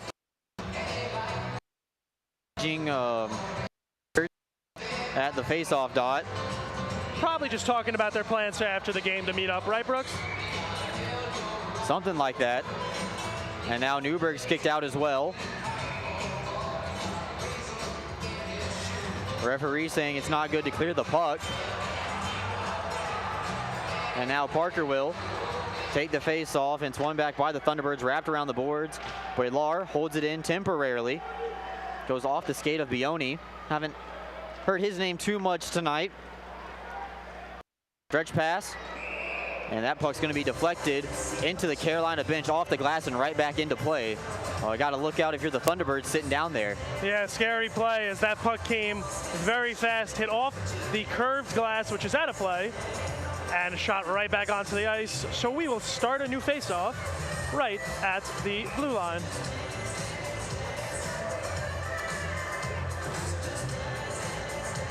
Utita and Newberg go at it.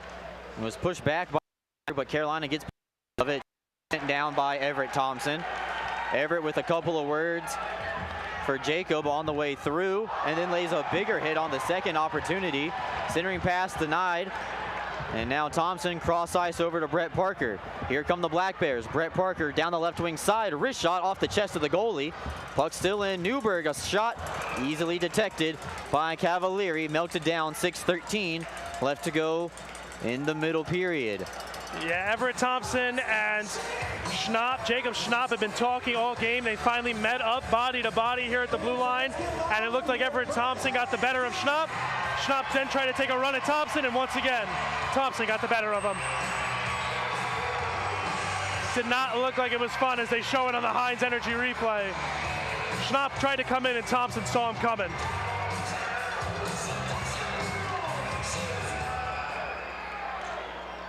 Puck wrapped around in the defensive zone for the Thunderbirds. Mac Lewis will be the first man to it.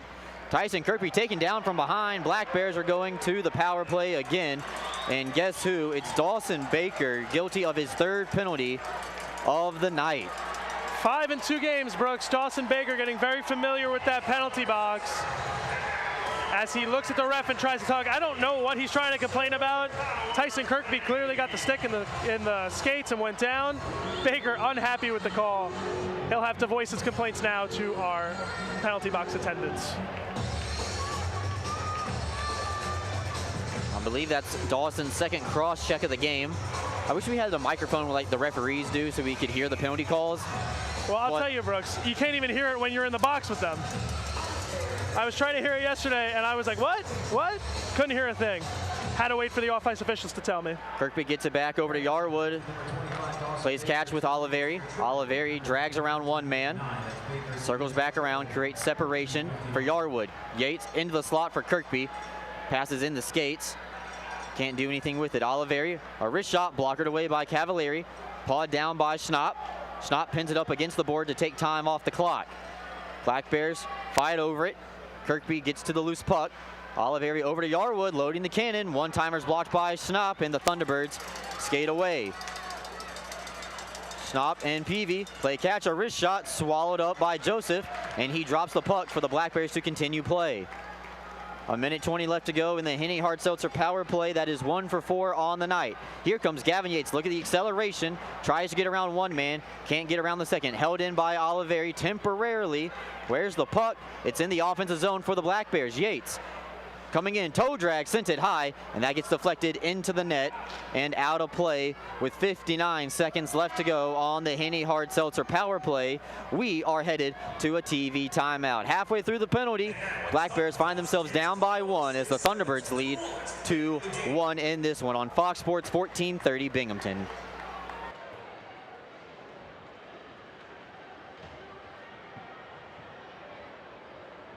Look up on the video boards. If it's you, you're the winner. And you get a great prize pack from Paul Battisti at Battisti Law Offices. Hey, keep cool by listening to Cool 106.7.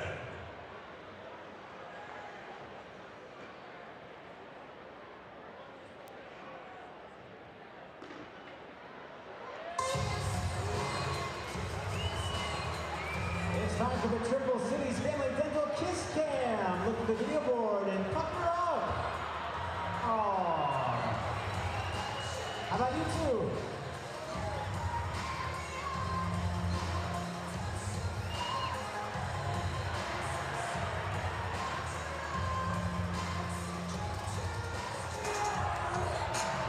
A Triple Cities Family Dental Kiss Cam getting some love here tonight here in the middle period. 5 minutes left to go here in the second period and a minute left to go in the Henny Hard Seltzer power play, Cole. Yeah, the Black Bears once again give up a shorthanded opportunity. They need to nip that in the butt quick. We'll see, though, with a little under a minute, 59 seconds to go, if they can crack through and tie this game on Mario Cavalieri. Second unit out for Coach Sherwood's club, Lopez, Austin Thompson, and Everett Thompson. The two defensemen, Jake Schultz and Colin Fitzgerald. That makes our life easier, Brooks. If we say Thompson, we have a 2 in 5 chance of being right. There you go. Sometimes you just got to play the odds. 40%. Yeah, it's a pile up, down low. Lopez comes away with it, centers up in the skates of Thompson. And some of these passes tonight for the Black Bears have just been in the skates and not on the tape, taking away some one-timing opportunities. Speaking of one-timer, there's one from Schultz that was blocked on the way through by Schnapp. Lopez scores on the power play. The Pez from the Southwest returns, and he's tied the game up at 2. Second power play goal of the night. The puck just seemed to be blocked off the Schultz power slap shot. It found its way right to Chad Lopez at the circle, and he makes no mistake wristing it past Mario Cavalieri as the Black Bears tie this one up on the Henny Hard Seltzer power play. First goal of the period, and that means our fans in Section 5 are going home with a voucher for some Nurchie's free pizza. Oh, the interns better get on that quick. They better get over there with those coupons. The fans do not like to wait, Brooks. Time of the goal, 15:22. Chad Lopez is 11th of the season. Jake Schultz will get 1 assist. We'll find out who gets the secondary helper when we hear Frank Perney. Carolina gets back to the face-off, and here's Frank.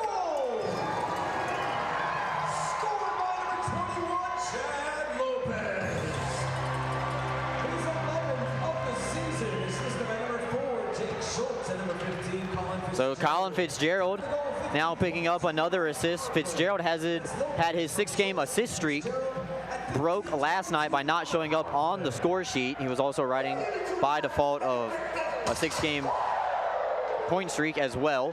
He has 8 assists over the last 6 games going into the weekend. Now gets back in the column. Black Bears are offsides if they touch up, but Carolina goes the other way. Here comes Martin matching up against Jake Schultz. Martin, very low angle penalties coming up. Centering pass out in front, denied. Joseph sprawling out in front. Where's the puck? It gets out of the crease. Referee blew the play dead, lost sight of it. And Black Bears are going to get called for the hold. Jake Schultz getting a little bit too liberal with that free hand there. And Black Bears are headed to the Northeastern Striping Corporation penalty kill. Yeah, not what you want to do at all.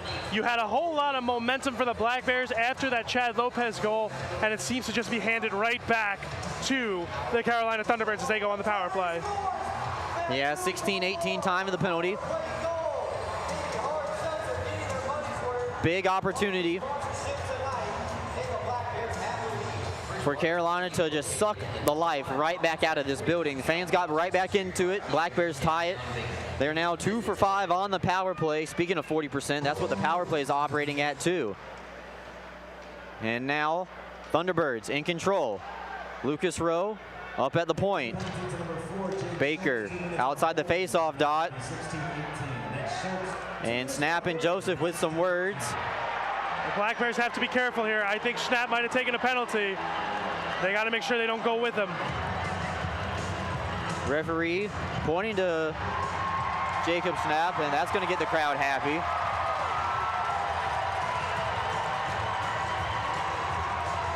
Yeah, Jacob Schnapp not endearing himself to this Binghamton crowd. It looks like the Black Bears' door is also opening, so I'll be interested to see if this is 2-2 or if it's just Jacob Schnapp coming away with a penalty. Yeah, it might be a matching penalty by the Black Bears goaltender. Tyson Kirby's going to come over and relay the message to Brant Sherwood. Or see if somebody hops off the bench. So time of that penalty is 16:30. Yeah, it looks like Don Olivieri is going to serve the penalty here for Taylor Joseph. Interesting to send a defenseman to serve it, especially an offensive one, but... Well, you have 7 defensemen tonight, so it makes a little bit of sense to do that. Hey, Coach Sherwood knows better than I do, of course, and it also gives Olivieri a 2-minute rest, so you'll have some fresh legs. So we stay at 5-on-4. Baker works it down low to Gus Ford. Top of the point, Baker. Glove save made by Joseph. Rebounds available. Newberg tries to chip it around the boards. Can Carolina hold it in? They do. Vinny Susi got there in time. Plays it back down into the dot for Ford. Ford surveying his options, tries to go cross ice. Kick save made by Joseph. Low angle shot put on by Keplinger. Misses everything, but back up to the point for the Thunderbirds. Now it's Susi. Top of the umbrella for Baker. Slap pass over to Rowe. Shot was blocked on the way through. Black Bears get to the loose puck. Tyson Kirkby taken down, and penalty coming up. I think the referee might have missed it, and no, they're going to blow the play dead as Kirkby was taken down. I think the penalty was called before that. It looks like it might be on the Black Bears as they're the ones who touch up to stop the play. Yeah, very interesting sequence of events there. Well, if you notice, the ref who put his hand up, so he called the penalty before Kirkby went down, and then Kirkby went down behind him. So I don't know if he saw Kirkby go down as we're getting a slashing call here. Well, the referee didn't see Kirkby get taken down. As you see on the Heinz Energy replay, Kirkby is behind the referee who makes the call. Yep. And it looks like it'll be JT Walters getting called for the slash. A big blow, as JT Walters is one of the better stay-at-home defensemen in the league and a big defensive presence for the Black Bears. Yeah, Josh, if our friends can run that back one more time in slow motion from that same angle, here it is. All right, so Kirkby gets slashed on the hands. Then gets taken down. The referee can't see Kirkby behind him. He's looking towards the net where Joseph is. His arm's up in the air. He's doing the right job. The referee on the back end should be the one watching the puck with Kirkby. But they see it or they don't. It's all subjective, the human error of the game. And we'll see if the Black Bears can kill off this 5-on-3 for 59 seconds. Yeah, big opportunity. Special thanks to Josh in the video room for pulling that one up for us so quick. It looks like the off-ice crew is getting some explanation from the referee, Eric Holvig. So 17-19. Another penalty for Binghamton. This time it's JT Walters, 2 minutes. Did you see the indication call? I did not. I believe it was a slashing call, Brooks. Okay. And it is a slash, thanks to Frank Perney. Susi works it over. It's going to be a long 50 seconds for the Black Bears. Trying to build some momentum. Dawson and Baker switch places, 5-on-3. Baker making his way towards the center of the ice, drops it back, and it's going to be knocked away. Mac Lewis tries to poke it out. He cannot. He's going to have to skate back into the zone. It does take some time off the clock. 30 seconds, 5-on-3. Shot wide of the target. Comes back up to the point for Gus Ford. Ford trying to find his way onto the score sheet. Thought about loading up the candid row. One-timer. Save made by Joseph. Rebound still available and held in. Excellent job by Keplinger. Keplinger Backhanded pass down low for Ford. Hops his stick. He's forced to circle behind the net. Back up to the point. Schultz is up and ready in the box. Susi puts the pass in the skates. Jake Schultz comes back out. 5-on-3 is over. Still 5-on-4 power play out in front. And Carolina scores. It's Dawson Baker, I believe, Brooks. He gets his name on the score sheet like he asked me last night. He finally gets on there with a nice feed right in front. The Black Bears didn't clear him out of the crease, and now it's 3-2. The Black Bears worked so hard to tie this game up, and they're going to have to do it again. As Gus Ford extends his point streak with that beautiful pass to Dawson Baker. I also believe the Walters penalty should be taken off the board. Yeah, there it is. It's going. So now we're back to 5-on-5. I think the Olivieri penalty for Taylor Joseph that he's serving and the Schnapp penalty are coinciding, so they're going to stay in for a little bit as Gavin Yates blows a tire in his own end. 90 seconds left to go in the period, and the Black Bears kill off the 5-on-3. That was the hard part. Jake Schultz rejoins the play, but Dawson Baker out in front takes advantage of a centering pass to get rid of it. Puck becomes available near the blue paint. Dangerous play for Yates, trying to play that puck as Carolina keeps it in. Black Bears need to get the puck out of their own zone. Brett Parker has it on his tape, gets it out. Carolina touches up. See if Carolina can build the momentum. 1 minute remaining in the period. Yates feels the pressure on his back. We're back to 5-on-5. Parker plays it to the open spot for Kirkby, but once again, pass in the skates. And the Black Bears can't maintain control. Tucker Forth met with pressure from Brett Parker. Parker on the forward check. Yates got to stick to it. Comes away with the loose puck. Yates trying to drag around a couple of defenders into the blade of Justin Pringle in the corner. Pringle now cuts through the middle of the ice in his own end. Over to Pescua. Pescua wraps it around, goes off for a change. Tyson Kirkby picks his head up. Can't connect on the pass from Yates. Yates tired, gets off for a line change. 20 seconds left to go. Pringle touching up while Carolina's in the middle of a line change. Dumps it in near side corner, follows up his own dump in. Lopez gets to a loose puck first. Slap shot wide of the target. 5 seconds left to go. Martin lets it go out of the zone, and that is where the second period is going to end. Thunderbirds still up by 1 thanks to a late power play goal by Dawson Baker. Yeah, period you could be proud of if you're the Black Bears as you fought all the way back to tie it, but still work to be done in this third period to come away with the 3 points. Yeah, Black Bears down by 1. Same spot they were in after the first period. They had some momentum getting that power play goal, and then they kill off they get on a 5-on-3. To get out of the 5-on-3 with 50 seconds of doing so down 2 men is always impressive, no matter what happens.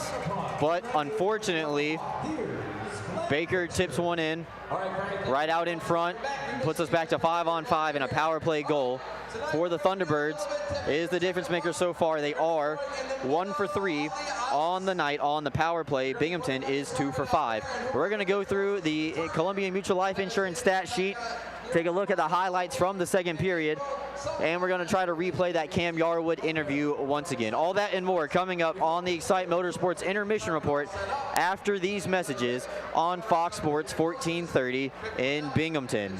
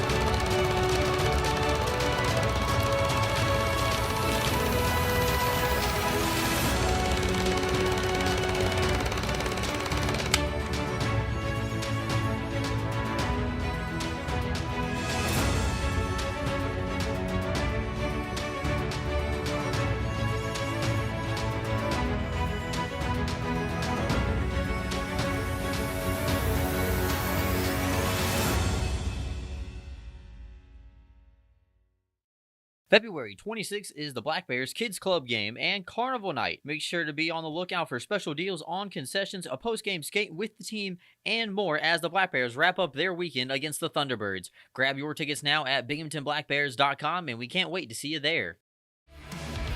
Black Bear fans, it's now time for the Bricks Barber Company Clip of the Week. Possession alive. Powell, down low, back over to Ivosky. Powell loads it up for Boilar. One-timer, he scores! Mattu Boilar, a power play goal. Penny Hard Seltzer getting their money's worth on the sponsorship tonight, and the Black Bears have the lead. Bricks Barber Company located in the number 5 Commons at 41 South Washington Street right here in downtown Binghamton. Give them a visit today. If you're looking to install a beautiful, durable, and handcrafted countertop, call Atlas James Construction. The Southern Tier's most trusted stone fabrication will design and install your dream countertop and let you choose from a premium selection of natural stones like marble, granite, or quartzite. Stone or granite countertops starting as low as $35 per square foot installed. Schedule your free quote and receive a free sink with your countertop project. Call 607-275-5495.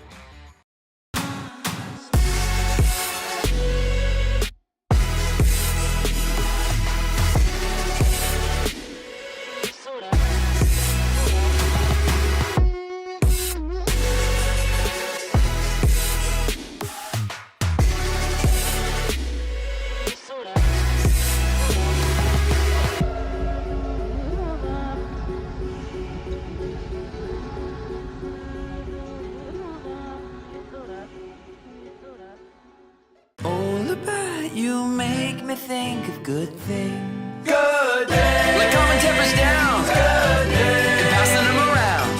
So stand up and cheer. Look back to the beer. Good things. Share a good-natured Canadian Pilsner. Are you looking for a new place to live? Lofts at JC is the official housing partner of the Binghamton Black Bears and the only luxury housing provider offering both 2 and 3 bedroom units, fully furnished for a modern living lifestyle. Lofts at JC is centrally located in the heart of the Tri-Cities area, located at 128 Grand Avenue in Johnson City. Housing applications are accepted online at loftsatjc.com. Once again, that's loftsatjc.com. Magic 1017. Best radio station. Keeps getting better. Better music selection. Best ever. Makes me feel better. Number 1 for music and fun. It's like the best ever. Magic 1017. 100% local. A wreck is a wreck. An arrest is an arrest. Alcohol, cough syrup, painkillers, sleeping pills. It doesn't matter. Impaired is impaired, and it will be prosecuted. Going out tonight? Your local police will be out too. Don't drive. Get a ride. Brought to you by your New York State Stop DWI program. Into the slot, and Kirby scores on the one-timer. You do not want to miss 1 minute of Binghamton Black Bear action this upcoming season. With individual game tickets as low as $10 and outstanding group rates, there is no reason to wait to get your tickets to book your group. Call 607-722-7367 or check us out online at binghamtonblackbears.com.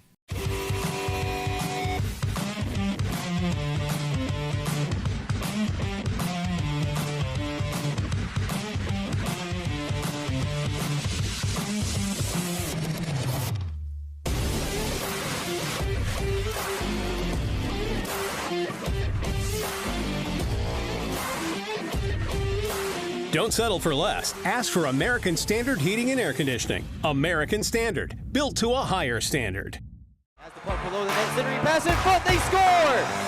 4-3 final.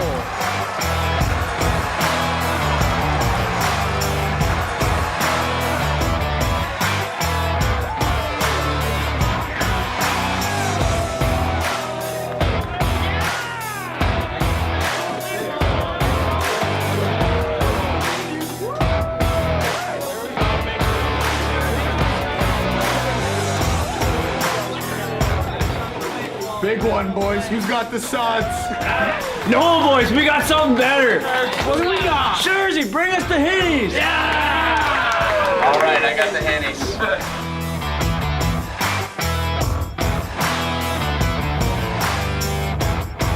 Got the Hennies, fellas. Start passing these out, eh? Ah, look at this bad boy. Cheers, baby. A win like that calls for a real celebration. Henny's Craft Made Hard Seltzer. If you're gonna win with a Henny.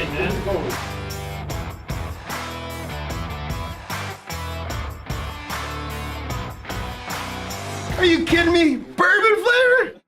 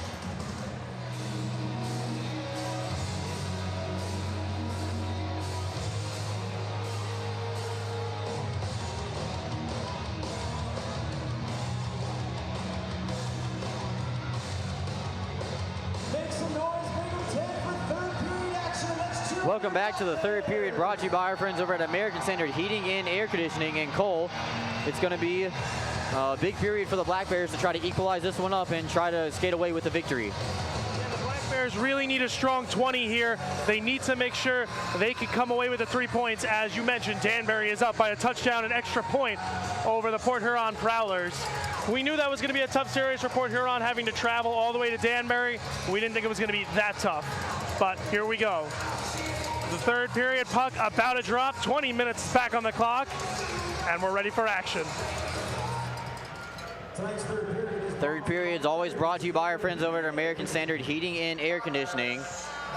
Pestica backhands one, and a quick slap shot from Salak, rather wrist shot, trying to pin a corner. The top left, met by a double team.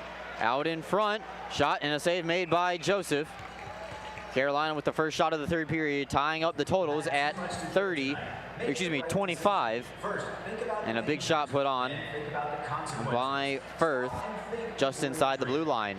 Carolina is getting too many chances around that top of the circle area to shoot on Joseph this game.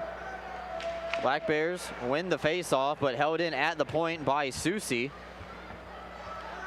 He's manning the blue line tonight for the Thunderbirds. Putita tries to center one up, down low for Firth. Firth spins a man around down low. Black Bears can't get it out of the zone yet. Putita with a shot that's blocked on the way through by Lewis. Carolina once again first to the puck on the rebound. Lewis goes to make a hit. Boilar can't leave his spot to go chase after it. He doesn't leave a man open at the top of the crease. Firth with a shot blocked off Salak out in front. Friendly fire for the Thunderbirds, and Binghamton finally gets the puck out to neutralize. Carolina wraps this puck back in. There go for a line change as well. Yarwood plays it over for Boilar. Indirectly off the boards, gives it right back to the Thunderbirds. Through the middle of the ice, and camped out is Lucas Rowe. Wrist shot off the shoulder of Joseph into his glove, and he melts it down. The Thunderbirds getting anything they want in this first minute of play. The Black Bears not getting much over the red line, as they have not yet to find themselves in their offensive zone. We'll have to watch as the puck handlers try to break the Carolina defense. Next Black Bears home game is tomorrow at 3 p.m. It'll be the final of the 3-game set here. A wrist shot seen all the way by Joseph, and we're reset, do it again. It's Kids Day and Carnival Day. Whole lot of stuff going around the arena for the young one. Kid-friendly music as well, and a special concession deal. $6 gets you a soda, a pretzel dog, and a cookie. And Brooks, you said I was going to have to keep you on your toes, but that was perfect. You said tomorrow afternoon instead of tomorrow night.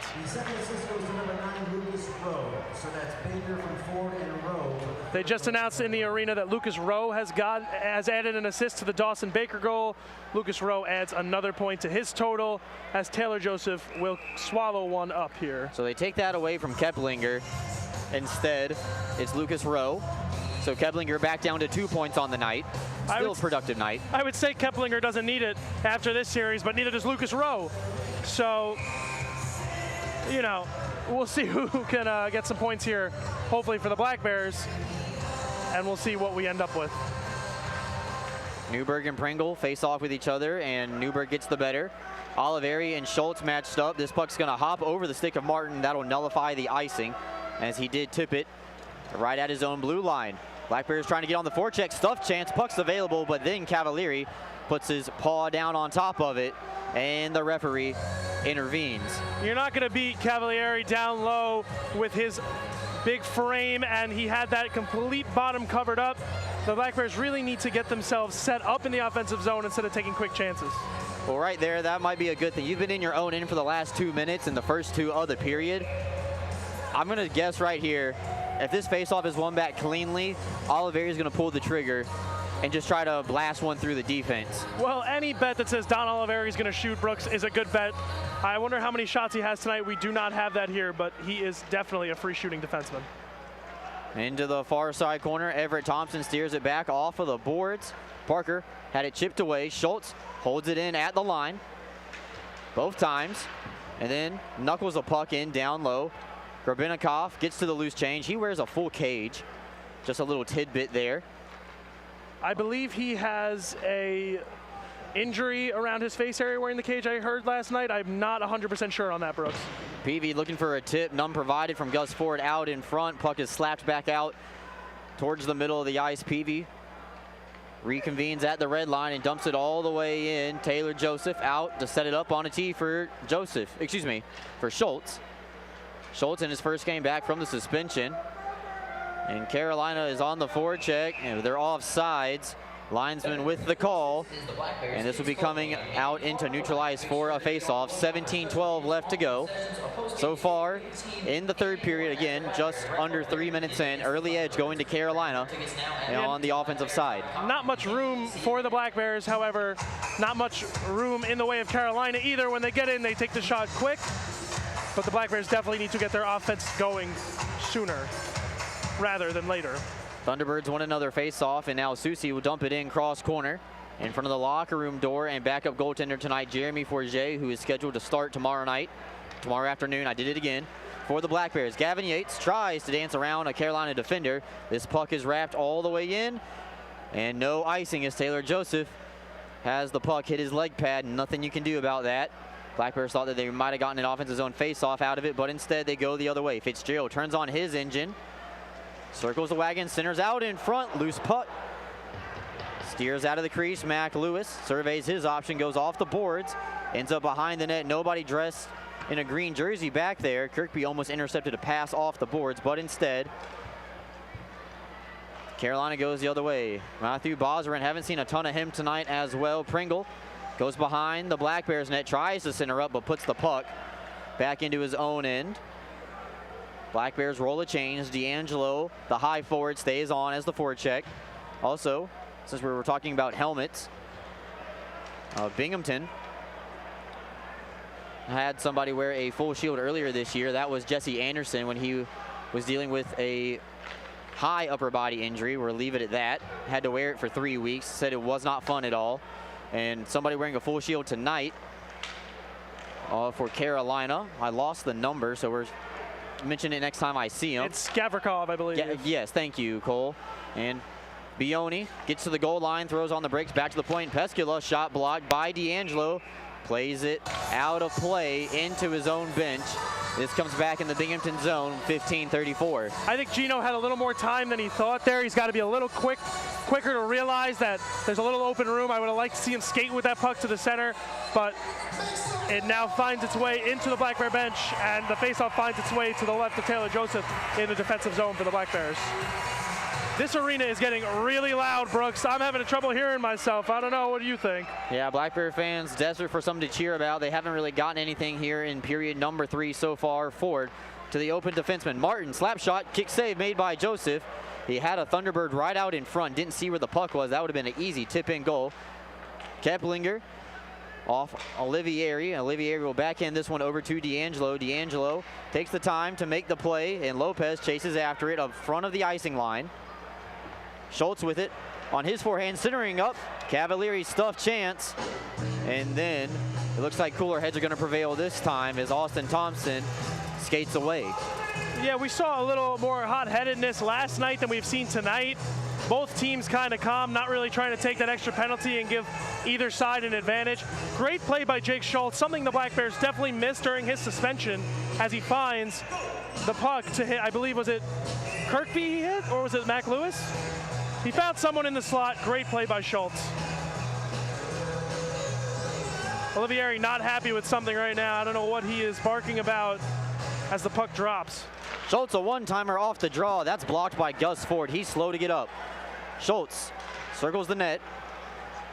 Back up to Olivieri. Knuckle puck. That goes off of the goaltender's glove and in. Thompson and Grabinikov. Grabinikov's the one with the full cage.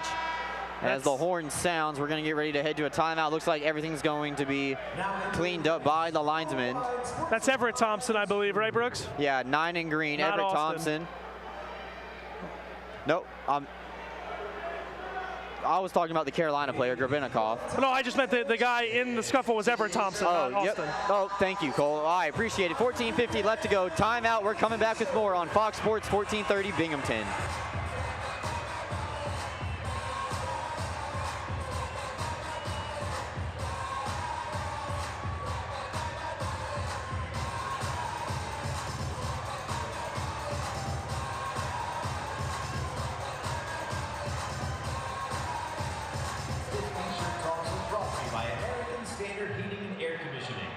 settle for less. Ask for American Standard Heating and Air Conditioning, built to a higher standard.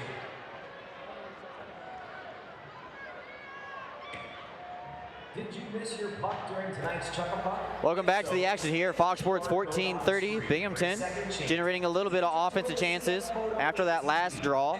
And Oliveri didn't get everything he wanted on that one-timing attempt, but it was end over end, almost like a kickoff in football. And Cavalieri gets a glove to it, and it goes off of his glove into the netting. Yeah, Olivieri loaded up the cannon trying to get a nice hard shot at Cavalieri. It hit off his glove. It looked to me like his helmet, but I believe you're right with the glove. It did not sound like it hit his helmet. So I believe it did hit his glove, and we will see if the Black Bears can find a way to get it to one of their defensemen to blow it past here as they set up for it. 4,100 in attendance tonight here inside Vision Veterans Memorial Arena. Great job to the Black Bears ticket and marketing team as well. Centering pass off the paddle of Cavalieri. Schultz gets to a loose puck, looking for a tip, finds the stick of Thompson, centering up, can't find Parker. Still though, puck's in the offensive side for the Black Bears. Parker behind the net, gets sealed off against the boards. Everett Thompson gets to the loose puck, wraps it around, centering pass denied. Rebound is there, Newberg put it on goal. And then Thompson gets a late shove from behind from Grabenikov. Looks like those two are not done yet. Well, anytime you take a late shove at the goalie, whether you're going for the puck or not, the other team is going to take exception to that. I believe that puck was lost by Cavalieri for a second as he looked around to his left, as you see on your Heinz Energy replay. He didn't know where that was. I think it got wrapped up in his pads. If we have the reverse angle on that one, I would love to see that one again. I thought it leaked through at the last second, but the referee had already blown the play dead. I thought that Cavalieri picked it out with his stick out of the net. Thank you, Josh. You read my mind. Take a look at this one here. Short side. All right, let's look at the bottom of the screen here. And there's the puck. I don't know if that's completely over the line. Yeah, it's close. Oliveri fumbles it at the blue line. Binghamton's going to be forced to touch up. Jake Schultz comes back in his own zone to get it. They play it over. Thompson chips it ahead. Black Bears charge in after it. Thank you to the excellent video team for bringing up that replay. Schultz tries to go cross ice. It's intercepted by Salat. 14 minutes left to go here in this one. Schultz cross ice for Oliveri. Oliveri over to Everett Thompson. Yates tries to skate around a defender. Stretch pass too far in front of Lucas Rowe. Finds it all the way down low in the corner. Goes down to a knee as he lost his edge. Brett Parker was already committed to the hit. Yates plays it over for Yarwood. Yarwood gets it off the glove of Tucker Firth in deep. Yates pokes it a little bit further over to Tyson Kirkby. Kirkby wraps it in down low over for Lewis, centering up. Yates can't get a clean stick on it. Kirkby with a wrap check as Carolina puts it back out into neutral ice. Black Bears touch up. They try to go quick in the line change. Gavin Yates turns on the Jets, has it on the backhand, reverses it over for Lewis. Nobody holding the blue line for the Black Bears. This is a dangerous situation for Binghamton that has cost them in the past. Now everybody gets set up. Gavin Yates starting and stopping.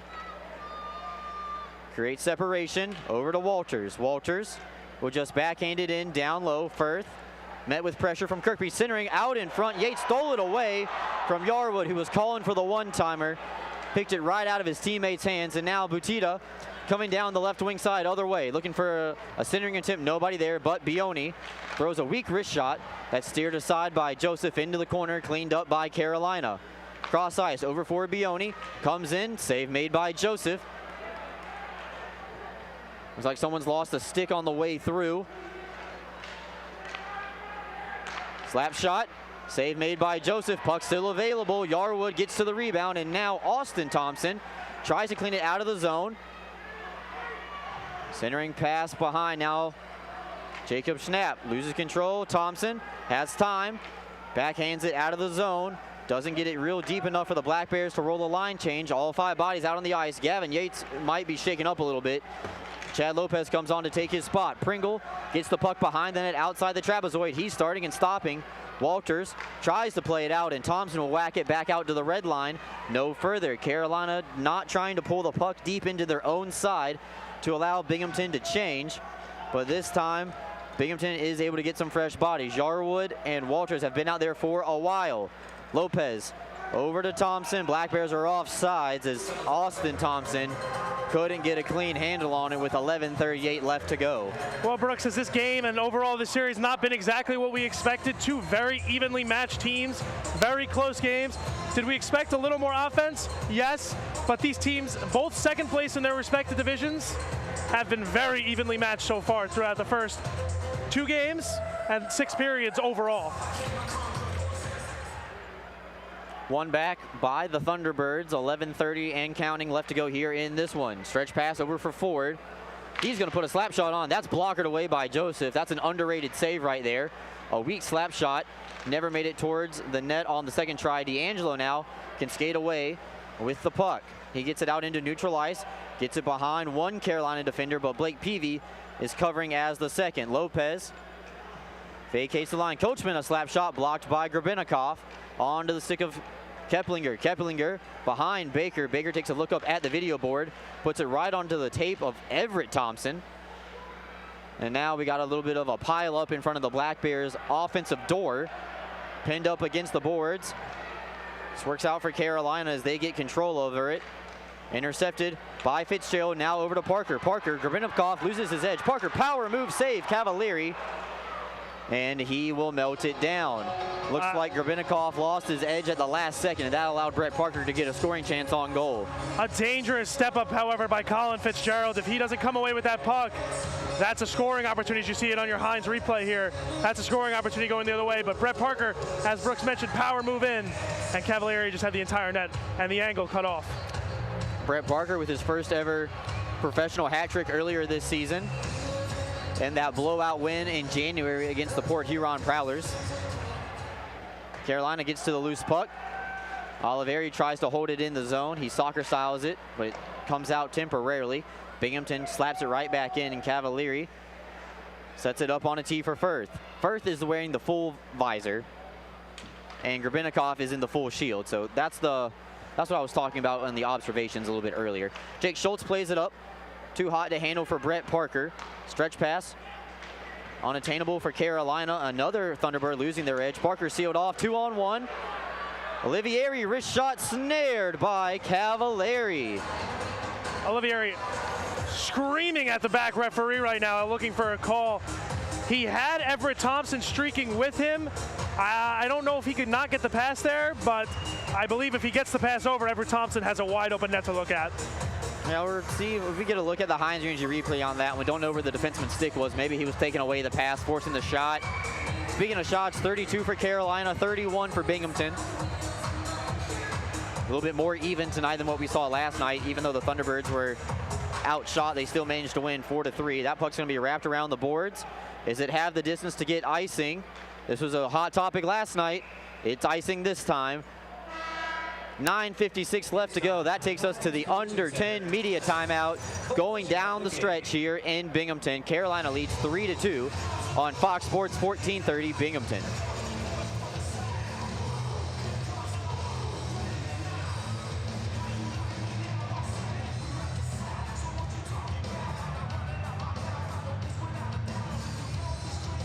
It's time for the Matthews celebrating a birthday with the Black Bears tonight. Happy birthday, Erin Brutomesso, she's 22. Manny Espada and Guy Espada, happy birthday. Thomas Trico, 17. Brandon Bendick, Mark Lee, Mikey Kenyon, Michael Fabrizio, Peter Herscher, Andy Cole. Happy birthday, Eric Roberts, who's 65. Rachel Maxon, Vicky Cordero, Dean Michael is 69, and happy birthday to our own J.R. Reynolds, who's still 21 years old. Welcome back to the action, everybody. Cole Parenti on color commentating tonight, filling in for Alex Jones. Brooks Hill on the play-by-play as always this season. Under 10 minutes left to go here in this one. Shots have been even this period so far, but where it matters the most, Carolina is up by 1. Time quickly running out on the Black Bears. They need to get the offense going. We're getting into the final stretch here. We'll have to keep an eye on Taylor Joseph and see when Coach Brant Sherwood decides to bring him to the bench for the extra man. Got a long way to go before we think about that, but time is of the essence. Thunderbirds win the face-off, and they try to clear it out of the zone, off and icing. The FPHL still allows media timeouts after icing. So it was an impromptu break for the Thunderbirds as they get it finally deep on the one touch up at the line. Joseph, a little bit too far out in front of Marini. A slap shot is steered aside by the Black Bears goaltender. Slot gets to a loose puck, sidesteps a hit from Oliveri, but puts it in the skates. Paddle down, Joseph, puck still available. Back up to the point. Martin, off the stick of Pestica. Salat starting and stopping. Pestica coming in, shot blockered away by Joseph into the curtain with 9:15 left to go. That 30 seconds of play was just dominated by the Carolina Thunderbirds. Taylor Joseph under a lot of fire. The Black Bears seem to set out their offense line between D'Angelo, Lopez, and Thompson. A new defensive pairing for the day, Boylard and Yarwood together. I like this combo. Yarwood, probably in my opinion the best two-way defender on the Black Bears squad. A good offensive defender and a good defensive defender. And Mathieu Boylard, another great defensive defender. All right, here comes Gino D'Angelo, sidesteps Tucker Forth. Coming out in front, circles the wagon. In the skates of Yarwood, couldn't get a clean play on it. I believe that was actually off the tape, I heard it. Butita coming the other way. His wrist shot partially blocked by Boylard, nowhere near Joseph's net. D'Angelo tries to start his engine again, skating out of it, but instead it finds the stick of Yarwood. Stretch pass over to Austin Thompson. Tries to drag around Grabenikov. No icing. Referee says Yarwood could have played it. And now Yarwood behind his own net. 200-foot breakout. Here comes the forecheck from Carolina. Pringle forces it right back behind the cage as Yarwood sets up shop. 8:25 and counting. Boylard now at his own blue line as Parker chips it ahead, a little bit behind the Black Bears player, and now dumped in once again by the Thunderbirds. Feel like a story on repeat, or excuse me, a tape on repeat here, as JT Walters starts his engine, plays it over for Everett Thompson. Everett Thompson leaves it for JT Walters and knocked right back out of the zone. Coming in, starting and stopping. Nice move by Daniel Martin. Set back up on a tee, and Binghamton can't really start a breakout here in the third period. Another turnover given right back to Gus Ford. 7:45 and counting. Time starting to dwindle down on the Black Bears' chances, and they're not generating any zone time on the other side. In fact, they're having a hard time getting out of their back third. Newberg skating across all three lines by himself. Black Bears in a line change, sent it high the net, held in by Parker. Back over to Fitzgerald. Fitzgerald can't make a clean play on it. And now Fitzgerald from down on the ice tries to keep it in. Parker hacking and whacking at it. Newberg gets to a loose puck, throws it on target, and a much needed offensive zone faceoff coming up for the Black Bears. Yeah, they have not much cooking here, Brooks, as they can't really even enter the zone. The Black Bears really need to wake up here. And we see another offensively minded line in Kirkby, Yates, and Mac Lewis come out. We'll see if the former Oswego Lakers can get anything done here. Lewis, Yates, and Kirkby, one back. Oliveri had his shot blocked. Jake Schultz getting in a skate race with Pestica. Great back check from behind. Nothing's there. Goalie thought it was a penalty. Where Cavalieri's going. Almost lost control of it. Missed opportunity for the Black Bears. Puck kept in by the Thunderbirds. Tyson Kirkby does take the puck away. Cavalieri thought there was a penalty, back checked by Jake Schultz. Now Oliveri passes it up for Yates. Yates, a shot looking for the rebound right on the goal line. Still available in the blue paint. Wrap chance on the back end from Kirkby is sent wide. That puck is played off the glass all the way down. Have to make sure it's icing against Carolina. Brooks, have you ever seen that before where the goaltender thought there was a penalty and headed off to the bench? You have to make sure you check the referees. Cavalieri almost costed his team the lead right there. Very dangerous and very, I don't want to be rude, but boneheaded of Cavalieri to make that play. Yeah, you always got to check with the official, and also normally the bench is yelling for the goaltender to come. They were yelling for him to go back this time. I'm watching as Cavalieri heads over, and I'm looking at all four refs, and I was wondering what he saw. Very, very interesting and almost traumatic turn of events. Lopez wins it back cleanly to Yarwood. Yarwood puts it down, but it hops over the stick of Chad Lopez behind the net. Four-man pile up directly behind Cavalieri's net, holding both posts right now. Pestica tries to backhand one out of the zone. Salako intercepted instead. He fanned on a dumping attempt, and the Black Bears connect on a stretch pass over to Lopez. Lopez, a shot kick save, Cavalieri.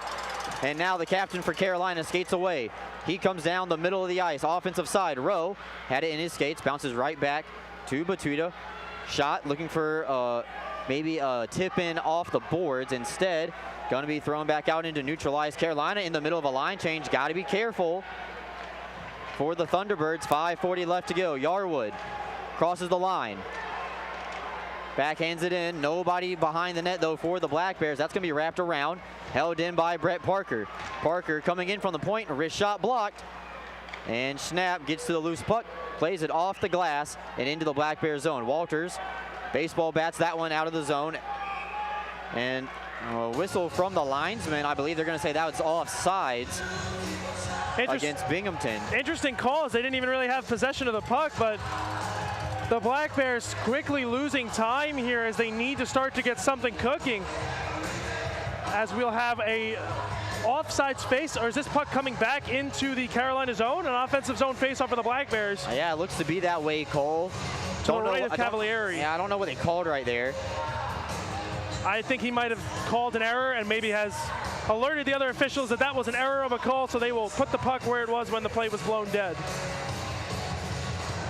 5:18 left to go. Carolina up by 1.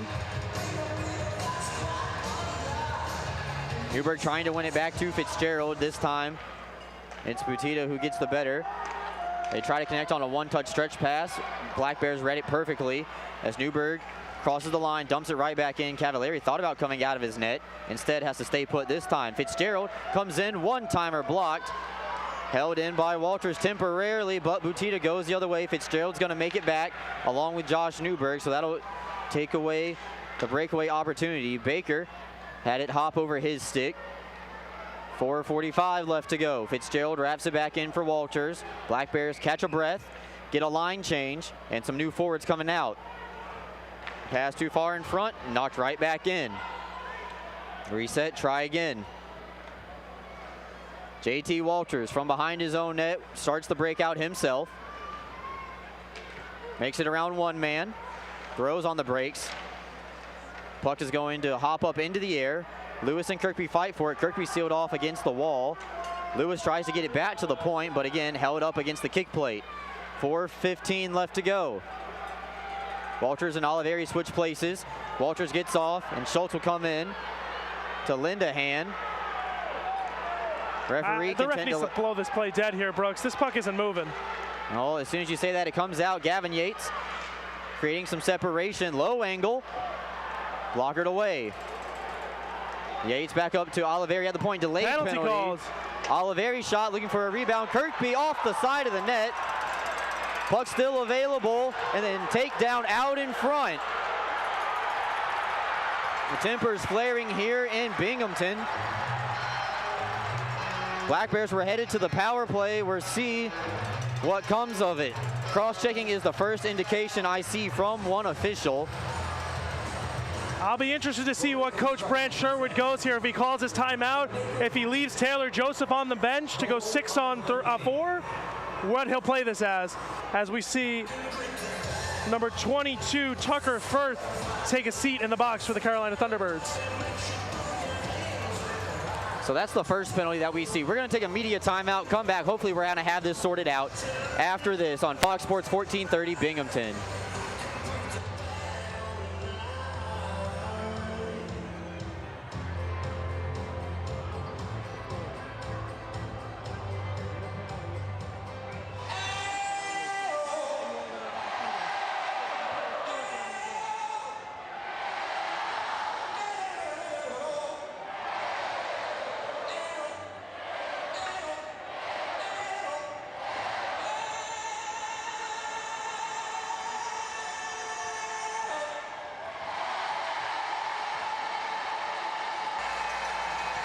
Welcome back to the action, and it looks like the Black Bears are falling into the same story getting a late power play opportunity, and they take a retaliation penalty.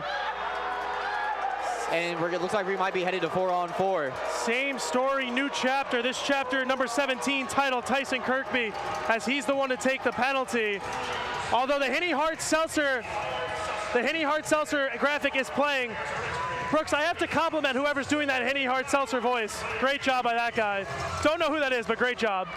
It looks like the Black Bears believe they're heading to the penalty power play, but we'll see. As Newberg and Butita get the explanation from the ref. Yeah, Kirkby has his helmet ripped off his head, now sitting in the penalty box. And he was taken down from behind. There was already a penalty called. So we're going to see if we stay at 4-on-4. I mean, maybe they give Firth another penalty, and then they give let's him a watch double Tucker minor. Firth. Yeah, so watch this. All right, that's a WWE-style takedown. They came last month. Here. The Black Bears have sent out 5 guys, Brooks. It looks like we're going to get a power play.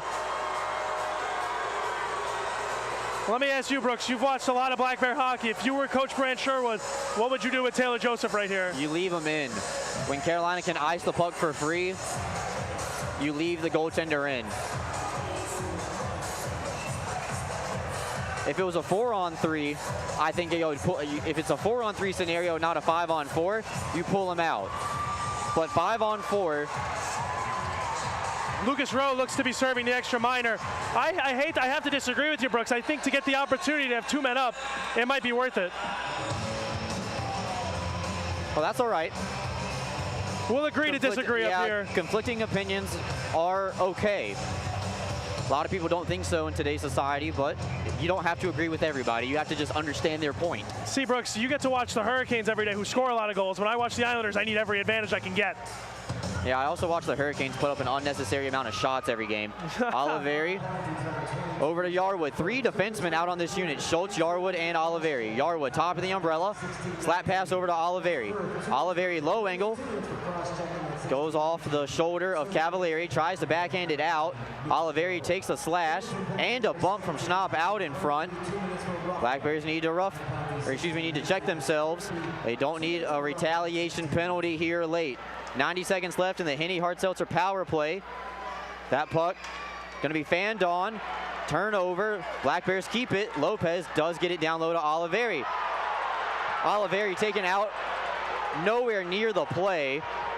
Gavin Yates getting pestered in the corner. Now Lopez will pick it up. He has it hop over his stick right over to Oliveri.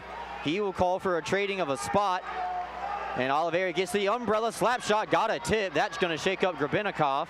Yarwood keeps it in. And now Lopez with it. 1 minute left to go on the power play. Centering attempt denied on the way through. Carolina finally gets to a loose puck, held in by Oliveri. He bats it down. That's a good display of stick handling. Schultz comes in. Wrist shot, he scores! Jake Schultz on the power play. Ties the game.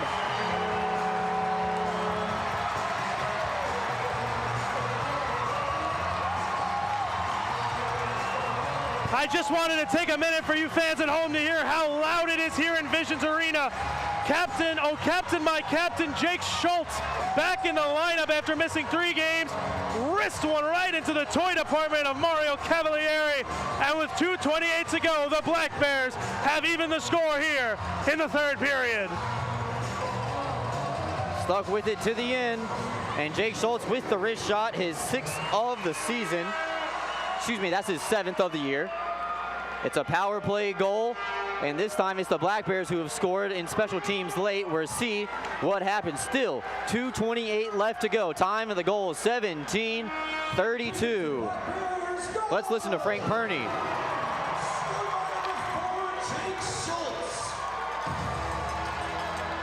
7th of the season. Assistant by number 13, Donald Oliveri. Time of the goal 17:32. So Don Oliveri gets the only assist. Oliveri with 2 power play points tonight. Parker tries to start his engine. And now here comes Lucas Rowe. Going the other way, a wrist shot. That's wide of the target. Late breaking shot. At the final second, Fitzgerald will throw this outside the zone. Slapped back in by the Thunderbirds. And Walters plays it over to Fitzgerald. We're going down the stretch. Newberg's pass is blocked on the way through. Oliveri deserved a point on that power play as he was quarterbacking the entire time. The Black Bears now offside here as Thompson jumped the gun with Lewis.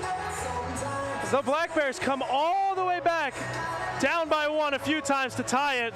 Tyson Kirkby has exited the box. I believe Tucker Firth will be stuck in there for a little bit while longer. I do want to highlight Victor Gavrikov, who you mentioned took a hard slap shot, went down. Still, if you want to hear toughness in hockey players, still went down to block a shot even in pain. So hats off to Victor Gavrikov. This arena has definitely come alive, Brooks. They're back in this game. Yeah, they can thank Jake Schultz for doing that.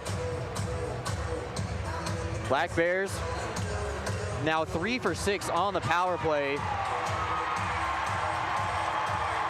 A power play that really needed to get going, Brooks, as a sign from one of the fans has gotten these fans going. Oh yeah, one particular sign. We won't say what it is on air, but it's gotten the fans going. Schultz has to wait up as Gavin Yates was still off sides. Touching up now, Tyson Kirkby. Tries to backhand one in, finds the stick of Mac Lewis. Lewis plays it around the board. Schultz vacates the blue line. Oliveri, got my tongue tied right there, was already retreating in case things did not go the Black Bears' way. Now Peavy will go the other way, cross ice pass. Ford has to slow down, and his only play is to wrap it around, knocked down by Joseph. And he wraps it back up to the point where Gavin Yates is waiting. It goes off of his stick and kept in. 1 minute left to go here in regulation time, tied at 3. Schultz now with the puck at his own blue line. Cross ice pass for Thompson, leaving it over for Oliveri. Coming in. Oliveri tries to bank it off the goaltender on the weak side. Pass too far out in front of Gus Ford. That could have been a backbreaker either side if either one of those plays connect. Schultz ups the puck over to Lopez. Lopez chip in charge. After it, D'Angelo stays on the forecheck. A lot of players back deep for Binghamton. Gus Ford coming in through the slot, leaving it over for Keblinger, and a save made by Joseph into the corner.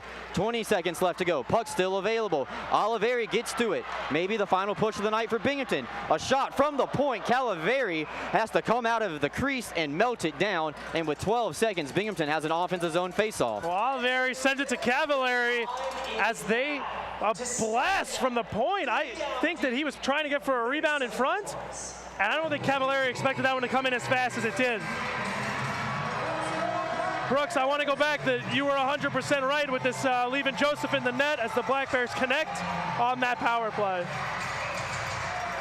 And sometimes it works out in your favor. You got to play the odds.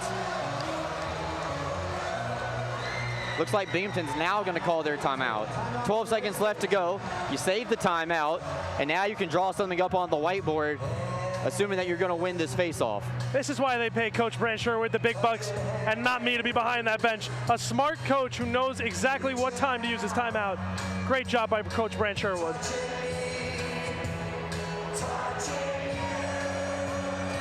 Sweet Caroline echoing through the concourse here in Vision Veterans Memorial Arena. Also, as much as it's important to talk about the offensive play off this face-off, you also need to go over what could happen if you lose. Very true, Brooks. You have to make sure your defense is ready. As antsy as your offense is, you have to make sure your defense knows what to do so they don't have another heartbreaking goal like we saw a week ago. Yeah, anything that's close to the blue line, I would just say go ahead and skate backwards. Yeah, back it up. Don't risk it. Don't let them beat you over the top with a stretch pass. There's only really one play that Carolina can run off of this face-off is send somebody flying out of the zone. So, which if you're Carolina, that's even a dangerous play because a turnover with a few seconds to go could turn dangerous. Tie up on the face-off. That'll take some time off the clock. 8 seconds left to go. And back onto the stick of Pesica. Takes a look up at the board. Yarwood going to get in front, and Newberg's going to block the shot. And that is the final horn of regulation time. Black Bears claw back, and we will remain right here for the overtime period. Who doesn't love some free hockey, Brooks, as the fans get more than they paid admissions for? We'll go to 3-on-3 overtime, sudden death, just like you see in all major leagues. 3-on-3 overtime, shots on goal after regulation time, 40-34. A late period surge for the Black Bears gets them on the board. They get a power play goal when they needed it the most from the captain, Jake Schultz. And now we will play a sudden death 5-minute overtime period. Overtime is brought to you by the Toyota RAV4, the fourth period essence of the contest. If we are tied after 5, we will go to a best-of-3 shootout. I wonder if Coach Brant Sherwood, with the extra defenseman, will use 2 defensemen or 1. He's got tons of offensive options on defense between Cam Yarwood, who we see skating right now, Don Olivieri, and Jake Schultz, or he'll go 2 forwards. It'll be interesting to see his tactic here. Both teams have secured a point in the standings, and even though a team's not going to walk away with 3, both teams are going to be happy that they got 1. Binghamton would love to grab the extra one. Yes. Start to claw their way back in the standings, only try to lose 1 point to Danbury in the Empire Division, as I'm going to go out on a limb and say Port Huron not coming back from a 7-0 deficit. We'll have the update on that game afterwards in the La Quinta Inn and post-game show. Next goal wins the game in the 5-minute shootout. Yeah, if I was a betting man, I would say that Danbury's going to walk away with this one. It looks like we'll get the big guns from Carolina, Gus Ford and Lucas Rowe, with new acquisition Vinny Susi going up against Tyson Kirkby, Gavin Yates, and Cam Yarwood. Carolina has 3 overtime wins this year. Binghamton has 2. And the Black Bears will have the all-important first possession of overtime. A lot of ice. Good display of skating going to be seen here in this Toyota RAV 4th period. Yates crosses over the line, almost lost it, got it back. Yates circles the net, throws on the brakes around Vinny Susi. It's really important to take the right shot, not the first one you get. Yates creates some separation. Back over for Yarwood. Yarwood back over to Yates. Gavin Yates sealed off against the boards, held in by Yarwood. Yates is going to skate away. Black Bears in danger of giving up the puck, and then smart play by Tyson Kirkby right there. Play it all the way back over to your goaltender.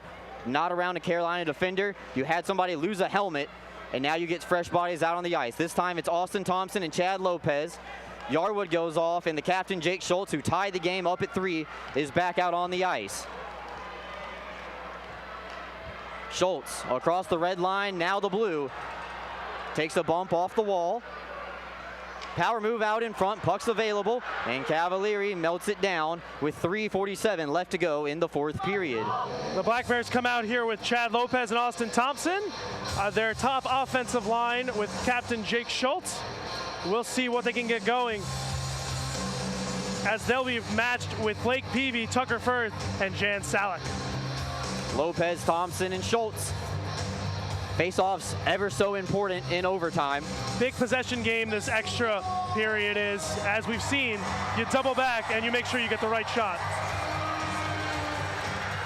Lopez pushes it out to the wing, and Austin Thompson sets it up for Jake Schultz. A wrist shot that's blocked on the way through. Schultz tries to sidestep a man, get after a hit.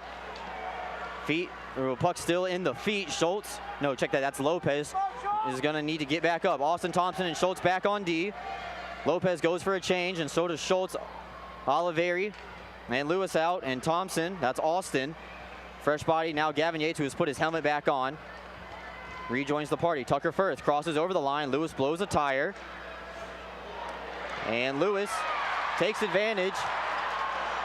I believe he lost his edge. I don't think that was a trip. Crowd's gonna moan a little bit about it. But now Tucker Firth going the other way. 3 minutes left to go in overtime. Here comes Peavy. He's going to go 1-on-2. Wisely throws on the brakes, waits for Vinny Susi, who started the scoring tonight with the first goal of the contest. Carolina retreats into their own end. Get some new bodies out on the ice. Lucas Rowe skating around, tries to get around Gavin Yates. Yates pushes his man, separates him from the puck. Can Parker get there? He'll see it off against the boards, and Yates will come away with the puck. Halfway through overtime, Yates over the line, skating, Through the slot, backhander over for Oliveri. Toe drag, save Calaveri. Gavin Yates is going to have to start skating backwards. Oliveri blocked the pass attempt. Nice display of stick handling. Back over to Kirkby. Kirkby on the backhand, shovels it. Cavalieri gets a quick whistle from the official, and you know that the Carolina goaltender really wanted to play that puck and go the as other we way. have a late shot here from Lucas Rowe on Don Olivieri. It doesn't look like we'll get any call, it does not look like we're getting a call out of this, which would be detrimental to lose Lucas Rowe for this Carolina Thunderbird team. I want to go back to that play where Don Olivieri got a shot off. Tyson Kirkby streaked right in front of the goalie, blocking his vision for just a second, just enough to give Olivieri the deception on the shot for Cavalieri. Lopez, Fitzgerald, and Yarwood. Face up, tied up. Fitzgerald taken down. Lopez out in front, stuffed on the doorstep by Cavalieri. His best save of the night. Now Yarwood skating backwards against Butita, trying to drag around. What a hit by Chad Lopez. Joseph will cover up instead. No shot comes of that. A great save by the Carolina goaltender on one end, and the center, Chad Lopez, laying the boom on the other end of the ice. Well, Chad Lopez doing it all. He gets in a little too deep, as you see it on your Heinz Energy replay. Couldn't lift the puck on Mario Cavalieri, and then here he comes on Butita, who tries to go around Yarwood and lays the boom. Lopez wins the face-off to himself. He's away with Fitzgerald, but the puck is behind. 2-on-1 going the other way. Stick out on the ice. Ford fumbled with the puck, and now everybody has their stick back. Ford met with Fitzgerald. Butita had it, had to paw it down. Got some open space. Coming in, save made by Joseph. Rebounds available. Hustle play by Lopez to push it out into neutral ice. Black Bears cannot change right now, as Ford was already waiting up at the line. Stretch pass unattainable. Kirkby was already tying up Butita on the back check, and now Carolina's going to change. Kirkby was lost behind. Threat will end. Over to Schultz, 2-on-1, late breaking. Can he get it across? Out in front, Yates, handcuffed. Now Butita going the other way. 1 minute left to go in overtime. Teams going back and forth. Salak, power move out in front. Taken away, out in front, and Carolina scores the game-winning goal. They win once again, 4-3 in overtime. A beautiful pass, finds Yuri Petsuka right on the doorstep, and he makes no mistake. An identical score to last night. These fans walk away without the Berger goal, and they walk away unhappy. As, oh, we're gonna have some rough stuff. Yeah, post-game altercation. Cavalieri came in and had some words. Coachman's going with Cavalieri right now. Brooks, this is not a good scene, as this could result in some suspensions. Not what the Black Bears want right now. Yeah, Heinz Energy replay, if we can get it up in the video room. Cavalieri comes all the way down, gets right in the grill of Tyson Kirkby with a little bit of a stick tap. Justin Coachman has some words, and now Schnapp and Yarwood get tangled up.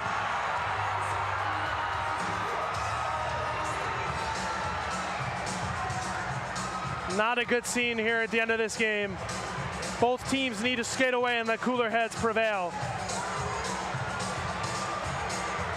as we still have some hugging going on down there. Coachman and Bozerin got a grasp on each other.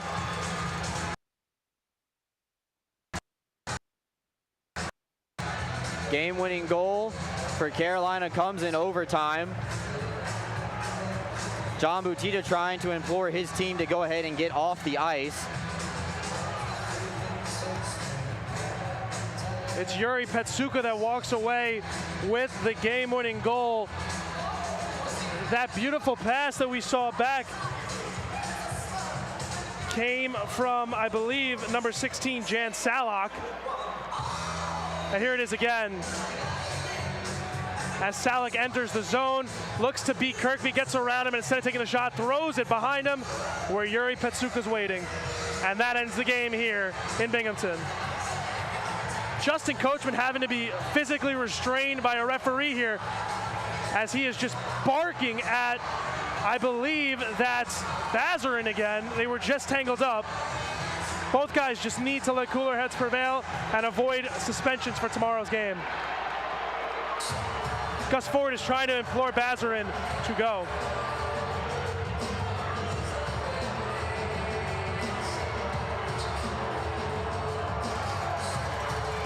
Well, Bazarin's made his way around the FPHL this year.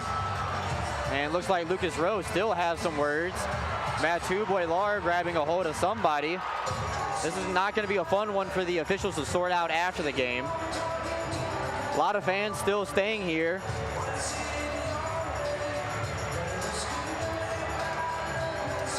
And now Jacob Snap being pushed back by his own teammates.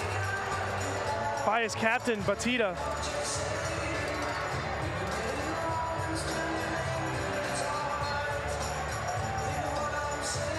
A lot of laundry left out on the ice, gloves, sticks, helmets. Not the way you wanted it to end for the Black Bears. They get 1 point. The equipment managers are going to have their hands full with at least 2 helmets and a stick on the ice. The Black Bears salute the crowd.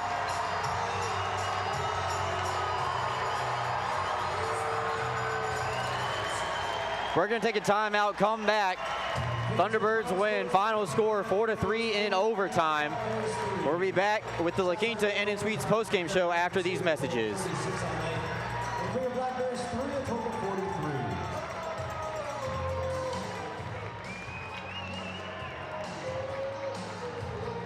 Hey fans, before we do the 3 stars of the game, make sure you come back tomorrow as we play a 3rd game with these Carolina Thunderbirds. Game time tomorrow is 3 p.m. Make sure you're here for that.